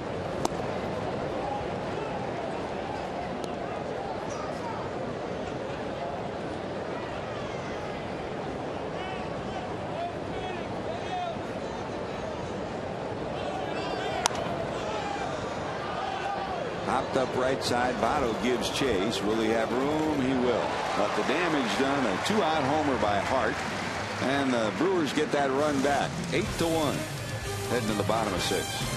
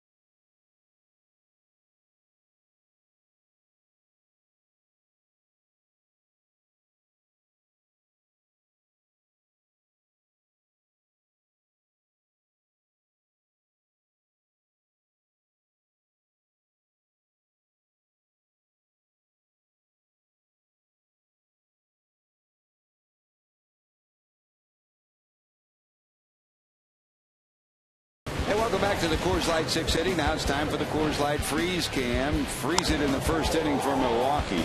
2 homers. Carlos Gomez, his 7th of the year after a Hart double made it 2-0. Then after Braun single, Prince Fielder drilled his 34th to make it 4-0. The Coors Light Freeze Cam brought to you by Frost Brewed Coors Light. Well, you wanted to find the center of the strike zone. You could put those 2 pitches at our freeze cam point of contact right back up there again. You know, pitching, sometimes you boil it down. It's not where you throw the ball, it's where you don't throw the ball that's important. Yeah, we haven't really got a chance to talk about it, but Zach Greinke might be one of the, if not the best fielding pitcher in this National League this year. I mean, the guy is a super athlete. You saw when Renteria was about to turn around a bunt right there. He is very aggressive the way he charges bunts, calls off infielders. They tell me that the people that have seen him pitch a lot, and that includes scouts and people affiliated with this Brewer ball club, that this guy is absolutely a defensive witch out there.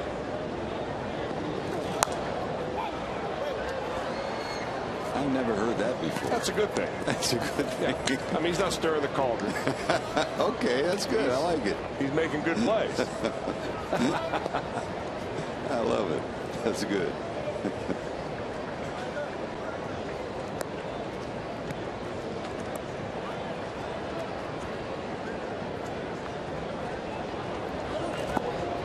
One ball, 2 strikes, swing and a miss, and Renteria's retired for the 3rd time, and that's strikeout number 7 for Zach Greinke. And don't forget, you can get ready for Reds action 30 minutes before every game with the Emmy Award-winning Reds Live on Fox Sports Ohio. JD, Jim Day, Jeff Picoro, Pick will be by for everything you want. And by the way, tomorrow on Reds Live before the game, JD will take a look inside the life of Yonder Alonso. We've talked a lot about it over the last couple of years. It's been great to watch this young man develop as a hitter. But even more importantly, if you spend any time talking to him about emigrating from Cuba, his family, and what he and his family went through, there's a bouncer down to first. Prince Fielder will shovel it to Greinke, and there's your second out. I mean, it's a story worth hearing, and it's a story worth hearing both from a informational standpoint and to give you a little bit of insight into that young man right there. Great dedication within his family. He has dedicated himself not just to that family and to his mom and his dad for bringing him to this country, but also to the game of baseball for what it's given him and his family. So JD will chronicle that for you on Reds Live pregame tomorrow.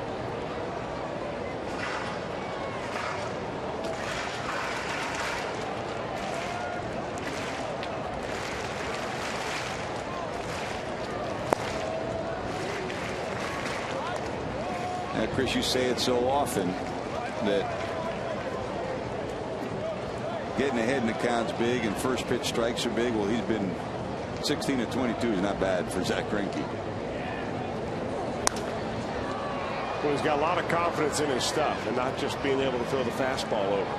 And he's had the Reds guessing all game long.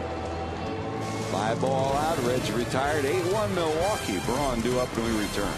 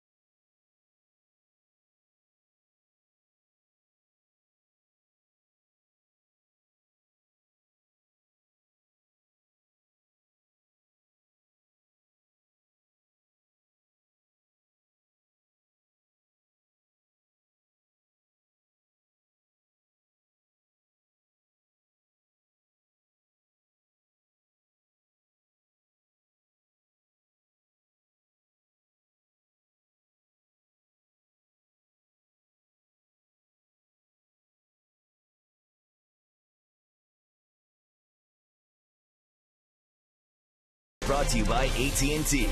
Cincinnati Children's ranks 3rd in the nation on U.S. News and World Report's honor roll for Best Children's Hospitals 2011. By your Cincinnati Northern Kentucky Honda dealers. Visit mycincinnatihondadealer.com for current offers. And by Wendy's. You know when it's real. Welcome back to Great American Ballpark, and this was the site, and every team does it. You obviously try to indoctrinate your rookies when you travel, usually the last road trip of the year. And we talked about the cowboy get-up that the Brewers donned in their attire, and here's a picture of them on one of their trips that Ron Renicky turned into a festive occasion. So the tradition continues. The Reds have had some of those trips that we'll remember for years and years, and when you win, it's even that much more special, and that's what's happening in Milwaukee this year.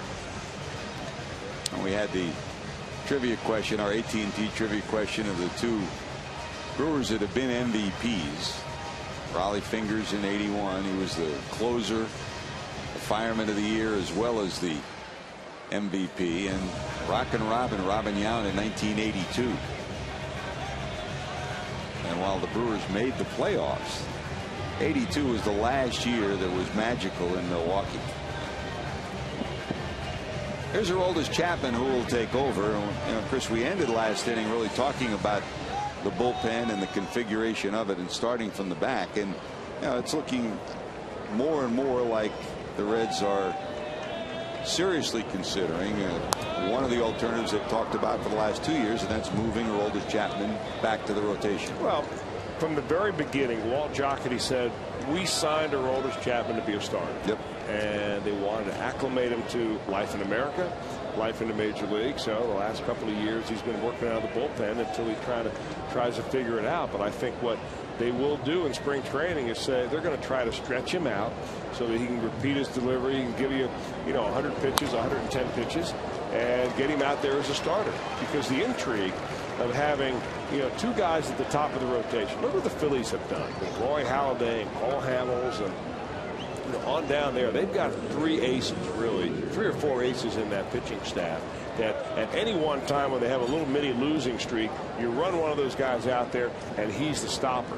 And that's what the Reds would like to see with Cueto and maybe Chapman, or with, from a stuff standpoint, last night's starter Edinson Volquez. And that's the cool thing about having guys in a short 3-game postseason series. They come in and they just blow everybody away. So the intrigue with Chapman is exactly that. There's Prince. The other part of this equation is no balls and 2 strikes, and Chapman delivers that one at 99. Now the reality of it is, with the home runs that this ballpark gives up, it will be very difficult for the Reds. And here's the 0-2. For the Reds to attract a quality free agent starting pitcher to come here. Number one, the cost, but number 2, would they want to pitch in a park like this? So you have to manufacture your own starters over the long haul. Well, if you're worried about paying Joey Votto $17 million a couple of years from now, why would you even consider bringing a guy in that you're going to have to pay $15 million to be a top of the line starter? Now, the reality and the question about Aroldis Chapman is, will the transition be immediate? Will he be able to go from the bullpen this year and pitch like this as a starter next year more often than he pitches inconsistently? Or will Chapman, because he's had control problems, run up his pitch count every game, where he gets 5 innings in and all of a sudden you look up and he's at 110 pitches? Because that happens a lot when you take a guy like Chapman and try to make him a starter.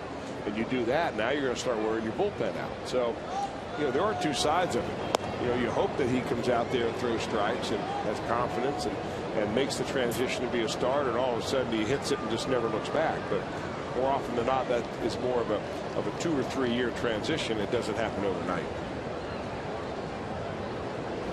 1 ball to Ricky Weeks. There's a strike, 1-1.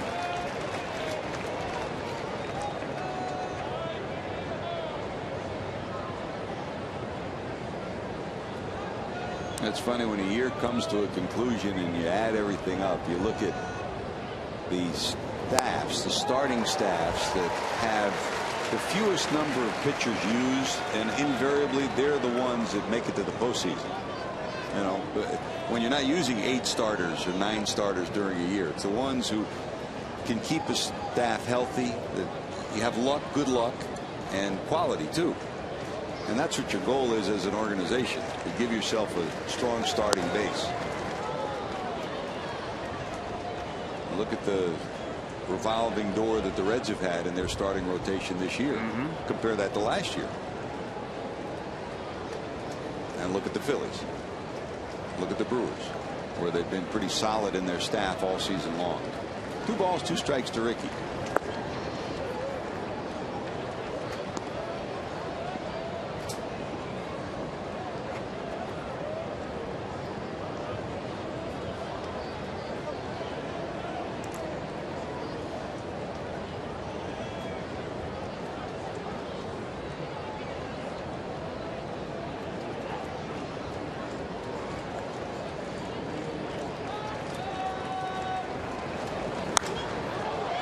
Pretty good right field, but in front of the warning track, Bruce will be there to glove it.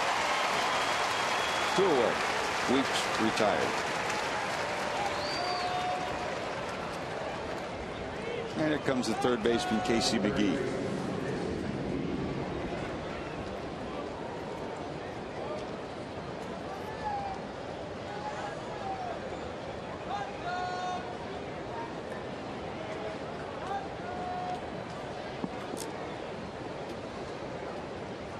McGee flied out, reached on a fielder's choice, then popped out in foul territory.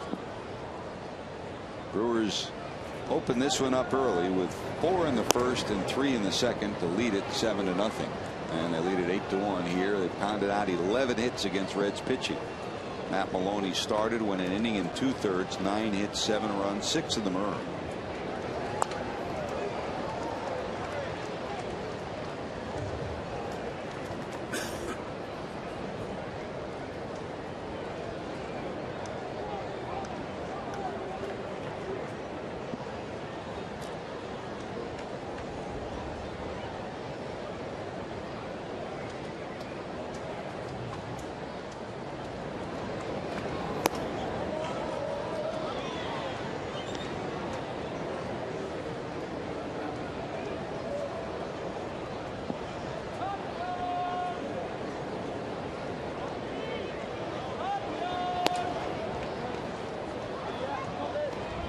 Atlanta and the Mets now knotted at 4 in the 5th inning in Atlanta.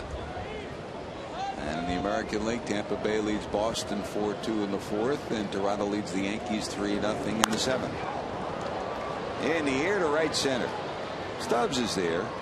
He'll squeeze it. That'll do it. A leadoff base hit. Nothing to show for it for Milwaukee. The Reds will go back to work as we go to the bottom of 7. But before that, time to join us for God Bless America. Here's Joe Zerhusen. And face the American flag. Major League Baseball, the Brewers and the Reds salute the men and women of our armed forces. And at this time, please help us honor these brave men and women and all our veterans of service, and welcome Charlie Summers as he leads us in the singing of God Bless America.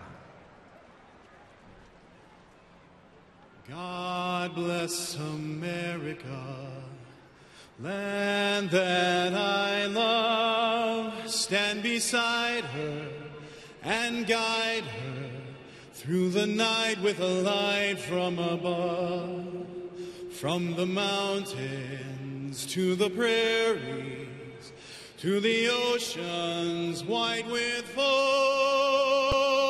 God bless America, my home, sweet home. God bless America, my home, sweet home.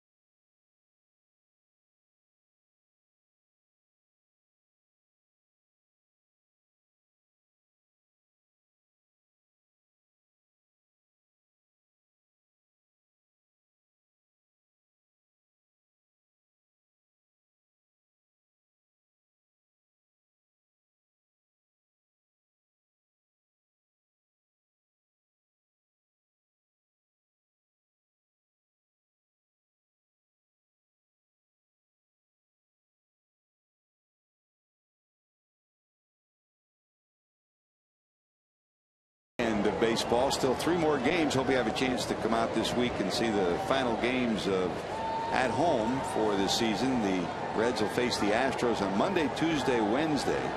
Monday and Tuesday night games, and Wednesday the day game. Reds have an off day on Thursday, then travel to Pittsburgh. Matt Maloney was scheduled to go tomorrow. Dontrell Willis was scheduled to go today if he joined us late. Dontrell had some back spasms, so they hope that he'll be able to go tomorrow. That's the game plan. He would go against J.A. Happ of the Astros. Homer Bailey is due to go on Tuesday against Bud Norris, and then Bronson Arroyo Wednesday afternoon against Wandy Rodriguez. That's the way it's penciled in right now. Zach Greinke with an 8-1 lead, about to deliver his 100th pitch of the afternoon. Tom Hallion calls a strike 3 on Yonder Alonso, and that is strikeout number 9 for Greinke. And here's the way the afternoon has unfolded for this young right-hander. Well, our Fox Tracks has it as a strike. Don't say anything, Yonder. You know, one thing you can say about this crew, Tom, and George, Tom Hallion's been around a long time. I mean, he's 18 years in the major league. Zach Greinke now has reached 100 pitches finally. A lot of them, because he's strikeouts, he's going to run it up there a little bit. But Hallion and last night's umpire, Bill Miller, these are strike callers. These guys, if you rate them as far as the percentage of strikes they call, are a little bit, they're on the high side for umpires. I mean, there's a range that umpires fall in, anywhere from about 62% to about 64, 65%. It's not a great variance. No, it's not. And you're only talking about a handful of pitches per ball game. But those handful of pitches sometimes can make a difference. And these guys usually give the benefit of the doubt to a pitcher. And if you want to put it that way. But Hallion's number is 63.9, so nearly 64% strikes. A lot of guys are down there around 62. So it's not that big of a deal, but it's a little bit. So as the ex officio president of the Pitchers Union. Oh, they're coming to my banquet. All of them. Christmas cards, everything. In fact, Bill Miller, who was the home plate umpire last night, isn't here today. He starts his vacation tomorrow, and after the way the schedule has gone, they've had a couple of rough weeks. They've given him today off. He started his vacation a day early today. I thought they got a vacation after they umpired home and they umpire third the next day. Isn't that like a day off? That's kind of. James Hoy's got third today. Mike Estabrook is at second, and Phil Cuzzy's down at first. The Hallion, born in New York, has a degree from University of Buffalo. 18 years. Named the crew chief last year. But he got smart. He finally moved from New York to Kentucky. That's another reason why he's coming to the banquet. That's a walk to Francisco. Juan had a base hit in the 5th inning. That was the first hit for the Reds in this ball game off Greinke. That was part of that 2-hit, 2-walk rally that produced a Reds run. So 1 out, Francisco down to first, and here comes the center fielder Drew Stubbs. Stubbs has struck out and walked.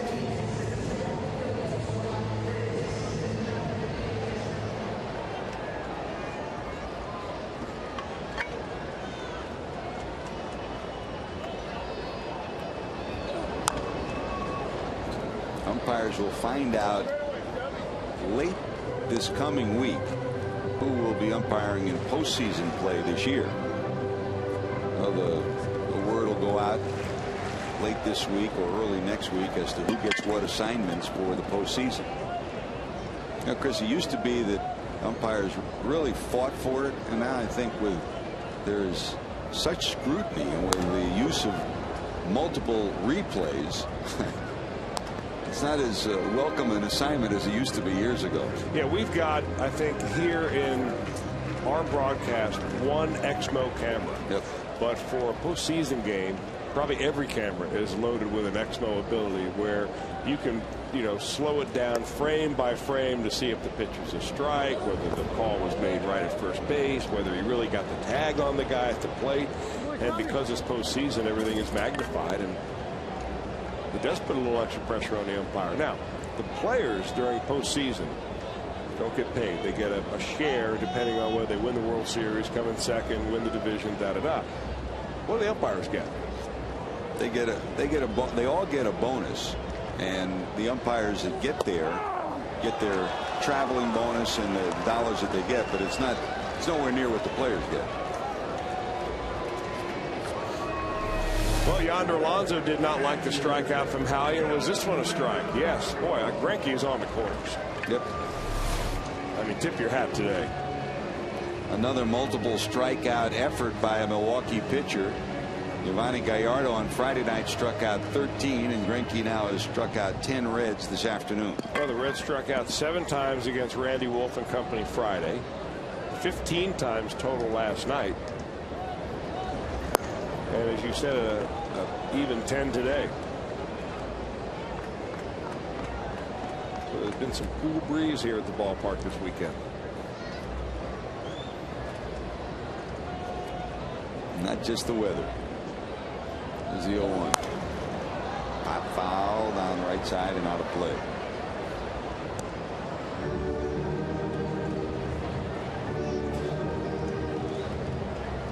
As you go into the final 2 weeks, I mean, the Brewers have not clinched yet. They're getting close to clinching. But Chris, as a pitching coach or a manager, they start today 6.5 ahead of the St. Louis Cardinals, and if they win today, it'll be 7. How important is it to give your pitchers pitches off, innings off? Bobby Cox always used to start the 1st of September in that 14-year streak when he won the division. He and Leo Mazzoni would back off his starters starting the first week of September to maybe only go 6 innings no matter what, to give them some extra juice for the postseason. Is that important in your mind? Well, if you know you're going to the postseason, you have the luxury of doing that. And I think the Brewers pretty much know it at this point. I mean, they've all but mathematically wrapped it up. I think so, but you know, again, you don't want to start backing guys off to the point where when you do ask them to go 115 or 120 pitches, that they don't have it there. But what you see in the postseason is the elimination of the number 4 or 5 starter and the elimination of the middle guys in relief. You don't see that long man come into a ball game in a blowout situation. You know, usually it's starter, number 1 or 2 guy in the rotation, and then you bring in your setup man and closer. Jerry Hairston Jr. came into the game in second, gloves that. The Reds with a walk, nothing to show for it, still trail 8-1.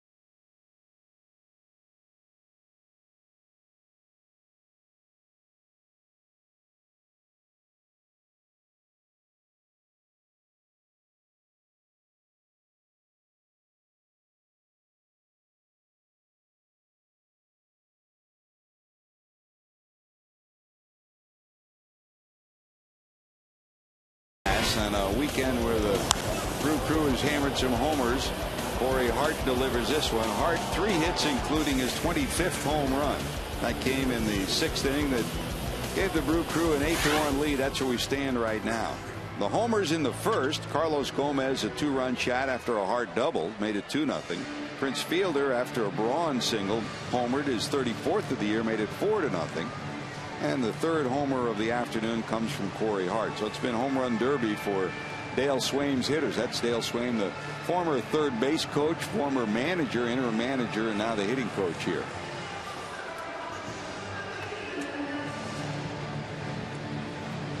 smiles around, and relaxed in the dugout are the Brew Crew. Here's Nick Massett. Matt Maloney started when an inning and 2/3, 9 hits, 7 runs, 6 earned. LeCure, Burton, Andrusik, Chapman, and here's Massett.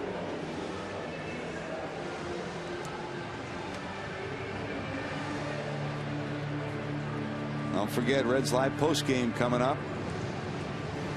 Jim Day will be filling in with Jeff Pick will be heading into the clubhouse to get the post game story of this.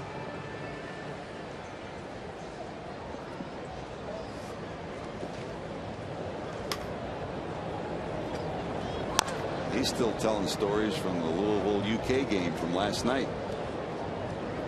Think what happened last night.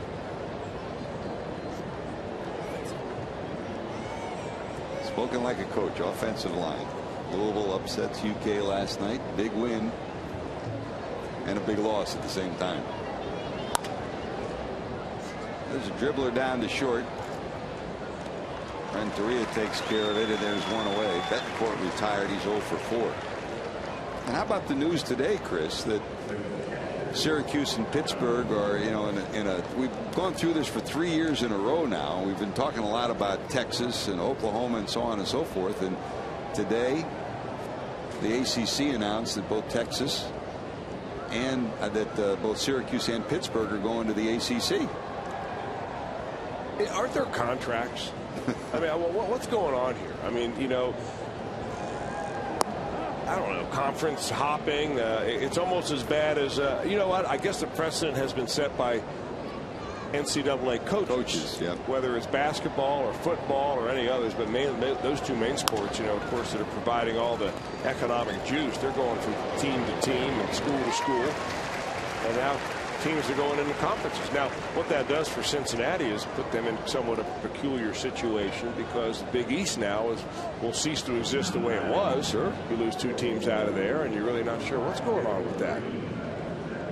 I don't know how to decipher the whole thing, to be honest with you. I'll just sit back and listen to those that know a little bit about it.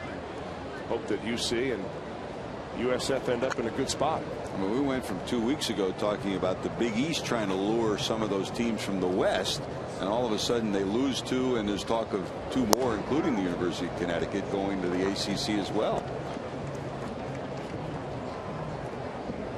So Greinke's day will be done as Taylor Green will pinch hit for him. And boy, you talk about tuning it up towards the end of the season. Giovanni Gallardo was at his best, and Zach Greinke, he can't pitch much better than he pitched today. Oh, you're right about that.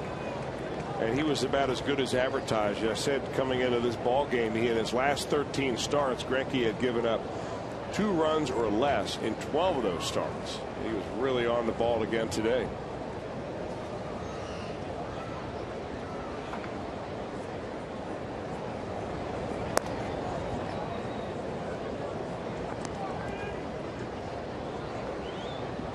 And the Chris Welsh prescription for success, 20 of 26 first pitch strikes. I didn't always follow that, but I took it in when my pitching coaches said that.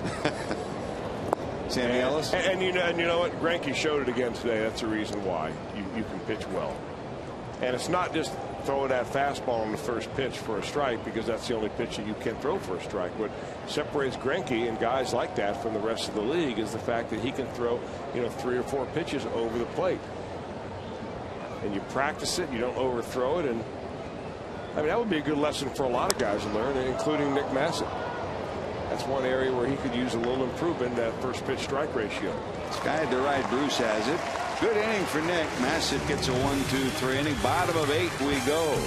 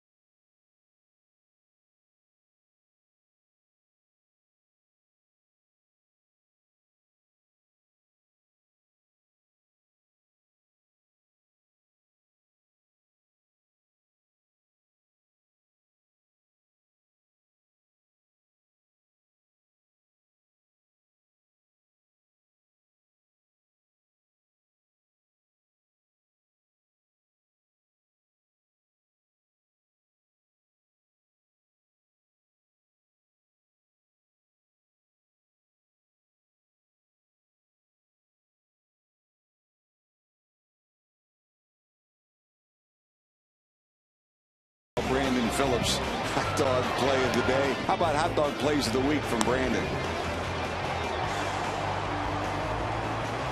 One after another after another.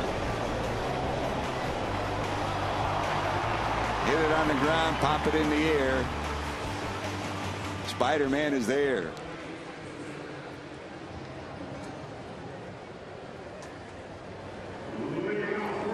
For the Brew Crew, changes in the game. Mark Kotze will come into the game at first. He's in for fielder at first. And Josh Wilson is the new shortstop. On the mound, here's Tim Dillard, who'll take over his 23rd appearance, a sidewinding right-hander.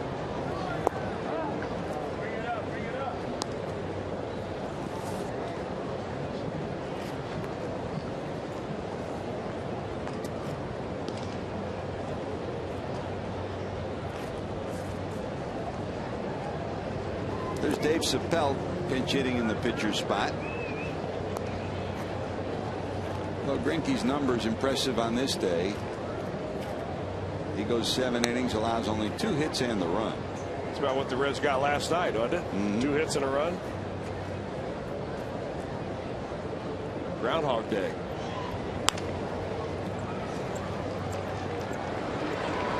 Wilson tested right off the bat for out number 1. And that'll bring up Brandon. A rare 0 for 3 for Brandon on this day. He came in at 296. I mean, it may not seem like much. He's down to 294, but at this late in the season, when you've had as many at bats, he needs to put a push on now to get to 300. And he'd love to do that to end this 2011 season. Bounced to first, struck out, and with the bases loaded in the 5th, hit a fly ball to the warning track and right. That was the one moment where the pulse started to beat a little harder for Reds fans, as with the bases loaded, a grand slam there and a 6-1 deficit could have made the game a little more interesting. Now there's 7-1 at that time.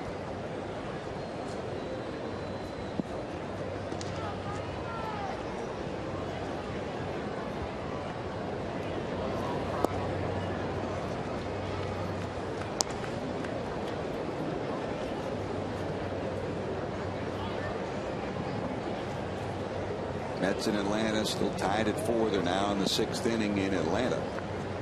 Toronto now in the 8th, still whitewashing the Yankees 3-0, and Tampa Bay now leading Boston 6-2 in the 5th.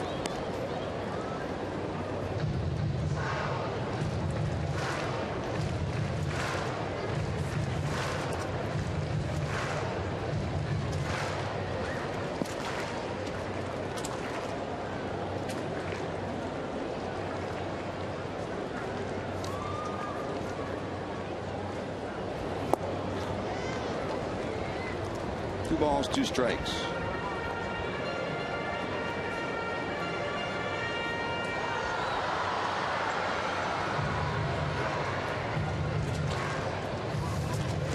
Great to have you with us. George Grant, Chris Welch, Jeff Pecora, Jim Day. Bringing you Reds baseball on this Sunday afternoon. Up in the booth, Jesse Jackson, Joel Luckup. Great to have them here in the final homestand weekend of the season. I get to see Jesse in Pittsburgh. I won't see you, Joel. Thanks for all your help this year. Great job as usual. Down in the truck, and Dream Weaver, our producer today. Brian Hunterman, our director. Lauren White, Kevin Penowit helping out in the truck, along with Matt Sigafus doing the pregame activity for us today. Brandon's punched out. That's out number 2. And here comes Renteria. And here's a reminder, stay connected with your Cincinnati Reds all year long through the Reds social media clubhouse at Reds.com.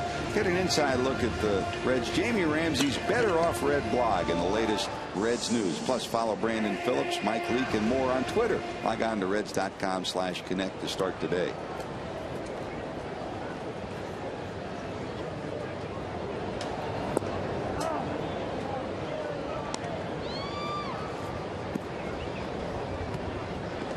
Edgar bounced out, reached on, and Aaron struck out this afternoon.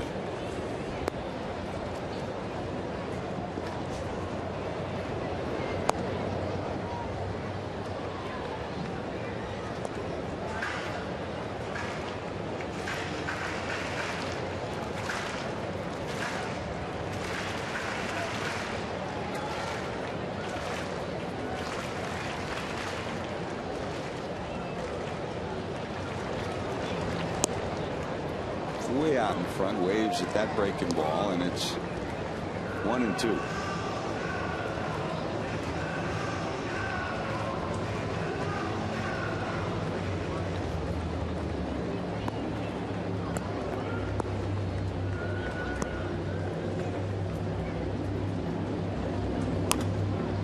That's fouled on the left field line. Dillard, the closest thing to Scott Sullivan that Reds fans have seen here in a while. He sure gives you a different look, doesn't he? Especially if you're right-handed. And of course, there's no accident that Ron Renicky ran him out there against a right-handed portion of this lineup.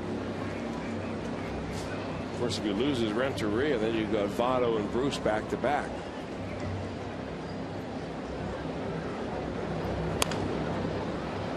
Not going to happen. McGee has it, and that'll do it. Reds go quietly again in the 8th. 3 outs left for Cincinnati. They trail 8-1 as we go to the 9th.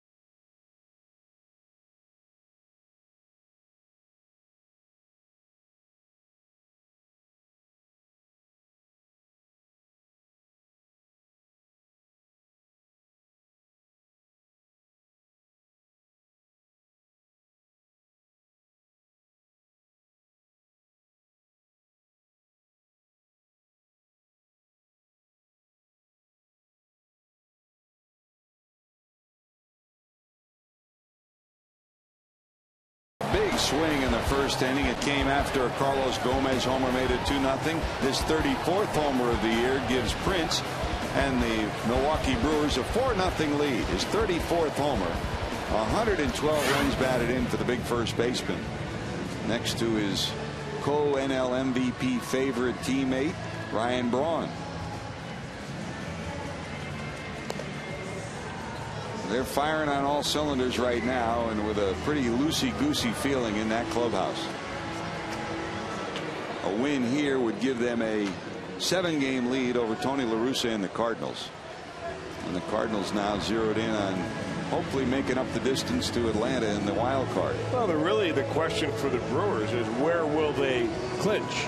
Will they clinch in Chicago? That's where they head from here to play a series against the Cubs, and that'll be, of course, a Wrigley Field that is loaded with Milwaukee fans. It's only about an hour-and-a-half drive, right, from Milwaukee down to Chicago, and they'll make that trip down by the busloads. There's Coco Cordero will come in the 9th inning. Logan Schaefer pinch hitting, and the #1 spot in the order will face Coco. Corey Hart had a productive day. 3 hits, a single, double, and homer. His 25th homer of the season. And here's Schaefer.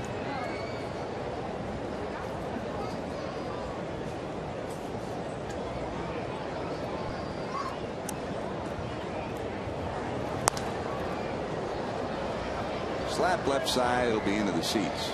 Coming up in about a half an hour from now, the Bengals on the NFL hunt. They're out at Denver to play the Broncos.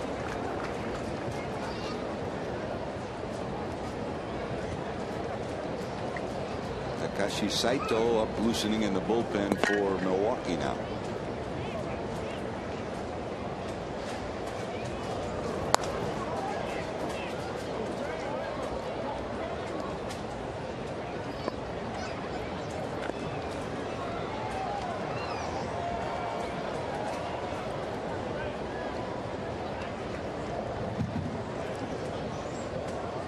Schaefer, the San Jose, California native,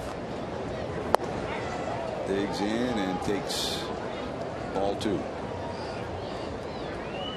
Now, one of the real neat things about last September, Chris, was when a lot of the young Reds players, like Yonder Alonso, for instance, got to come up and be a part of the pennant race chase and be a part of the celebration, which gives you a taste of what could come. And I know that Walt Jocketty wanted to do that for the young players last year, and Doug Melvin's doing the same with some of his young players here this year in Milwaukee.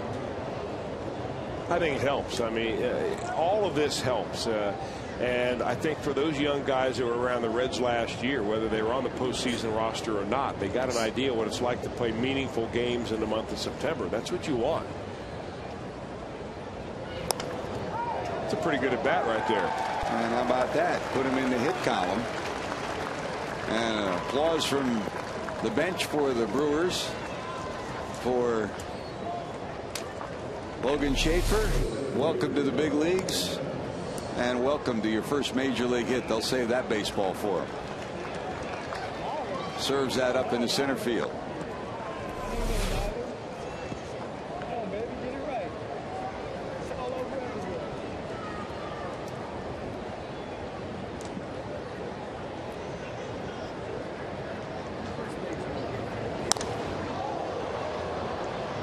Fly ball left at the warning track. Under it is Alonso. He has it. And Gomez flies out. He's had some pretty good swings on the day. Of course, home run and a single his first couple of times up, but he's hit the ball very hard to left field twice, once deep to right field. Of course, ever since Niger Morgan came over from the Washington Nationals, Gomez's playing time in center field dramatically reduced. Trying to swing his way right back into the lineup. Now there's Niger. He'll pinch hit. He's given the Brewers a shot in the arm with a .308 average coming in and 12 stolen bases, and giving them a little bit of swagger too.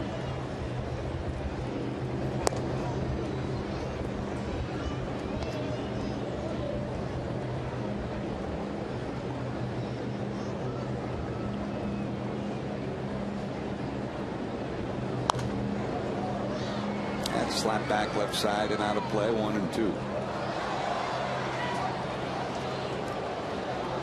Now, we've talked a lot about your first major league win and your first appearance. How about your first hit? You still have that baseball? Did you ever find that in the boxes? You know what? It's in there somewhere. I'm not really all that nostalgic about that stuff, George. You know, it's nice to say you did it, but I don't really need to relive the glory days. Not when I can sit up here once a month and broadcast with you. That's what I'm talking about. We're both pretty lucky, aren't we? Yes. You're not kidding. We'll never forget it either. But Don Carmen still holds a special place in your heart. I'm still trying to get that guy into the Hall of Fame. Even if I have to sneak him in the back door, he's getting in there. I saw you lobbying with Larry King to talk to the powers that be. If anybody's got juice, Larry's got juice. Pulled Johnny Bench aside yesterday.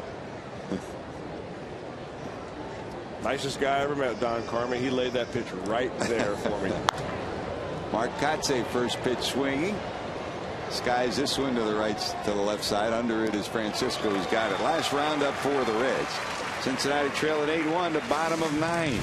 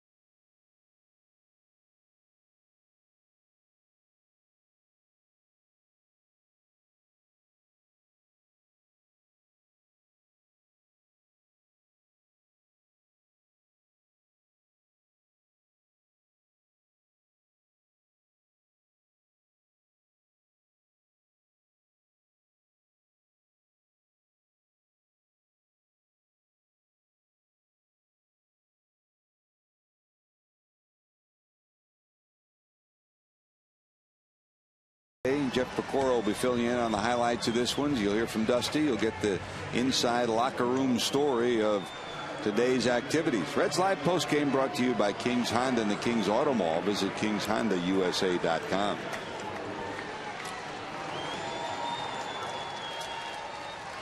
8-1, the Brewers lead it as we go to the bottom of 9. Last roundup time for the Reds, trying to come up with some offense. Schaefer stays in the game. Logan will be your right fielder. And Niger Morgan stays in the game. He'll be over and left with Gomez in center. Takashi Saito takes over, and he's part of the quotient of a darn good bullpen. Well, you're right. He was injured a lot of the season, too. That's why he only has 20 games under his belt. He's normally a guy that can pitch in 60 or 70 games on a good year. A veteran when he came over to the United States to play Major League Baseball, originally signed by the Dodgers after being an all-star in Japan. Good moving fastball, breaking stuff. Nice late life on just about all of his pitches. From short right field. How about that one? Votto retired. Joey an 0 for 4 day. 2 ground outs, a strikeout, and a fly ball out as Jerry Hairston Jr. tracks that one down. I haven't seen a guy play second base that deep since Buddy Bell played that at Moeller High School. Brett Boone. Boone used to go out there once in a while. He did.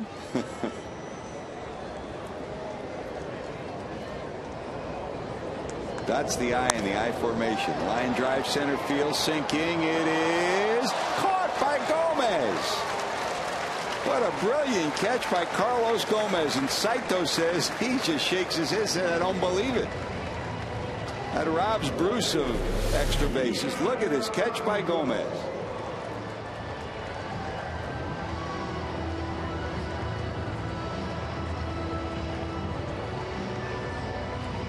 And the way it's gone for the Reds on the other side when they finally do hit one hard.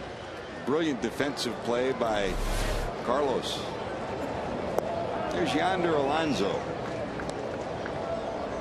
One last look at a dandy.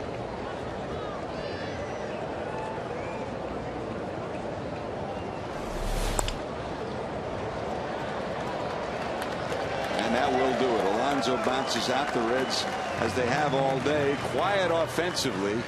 Talk about an easy inning for Takashi Saito. A day that Schaefer will remember his first major league hit. The Brew Crew behind Zach Greinke's brilliant pitching.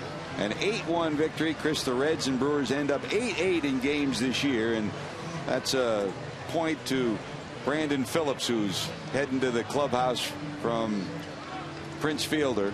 A lot of respect from these two teams, and that's a team that's heading to the postseason and playing like it. Well, George, you know, it's a team that we've seen a lot of over the last few years, and they looked from the Reds' perspective last year at the Reds as the Reds celebrated and went off as division champions, and it looks like this year the Brewers are going to wear that crown, and they deserve it. I mean, from a personal standpoint, covering them as a broadcaster, they're a great group of guys to work with. They're solid.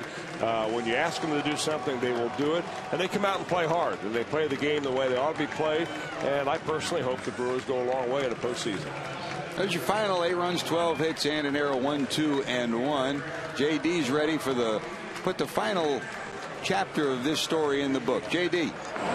Well, unfortunately, it was not a good story today for the Reds. Not a good story all weekend long, but coming up on Reds Live, we'll show you the highlights, how this one unfolded. We'll talk about how the Brewers unloaded, played in long ball this series, taking this 3-game series, and we'll try to give you an update on Dontrelle Willis' scratch today and who might Cincinnati pitch tomorrow against the Astros. It's Reds Live, presented by Kings Honda. It's right around the corner. Prince Fielder and the Brew Crew. Get her done on Fox Sports Ohio.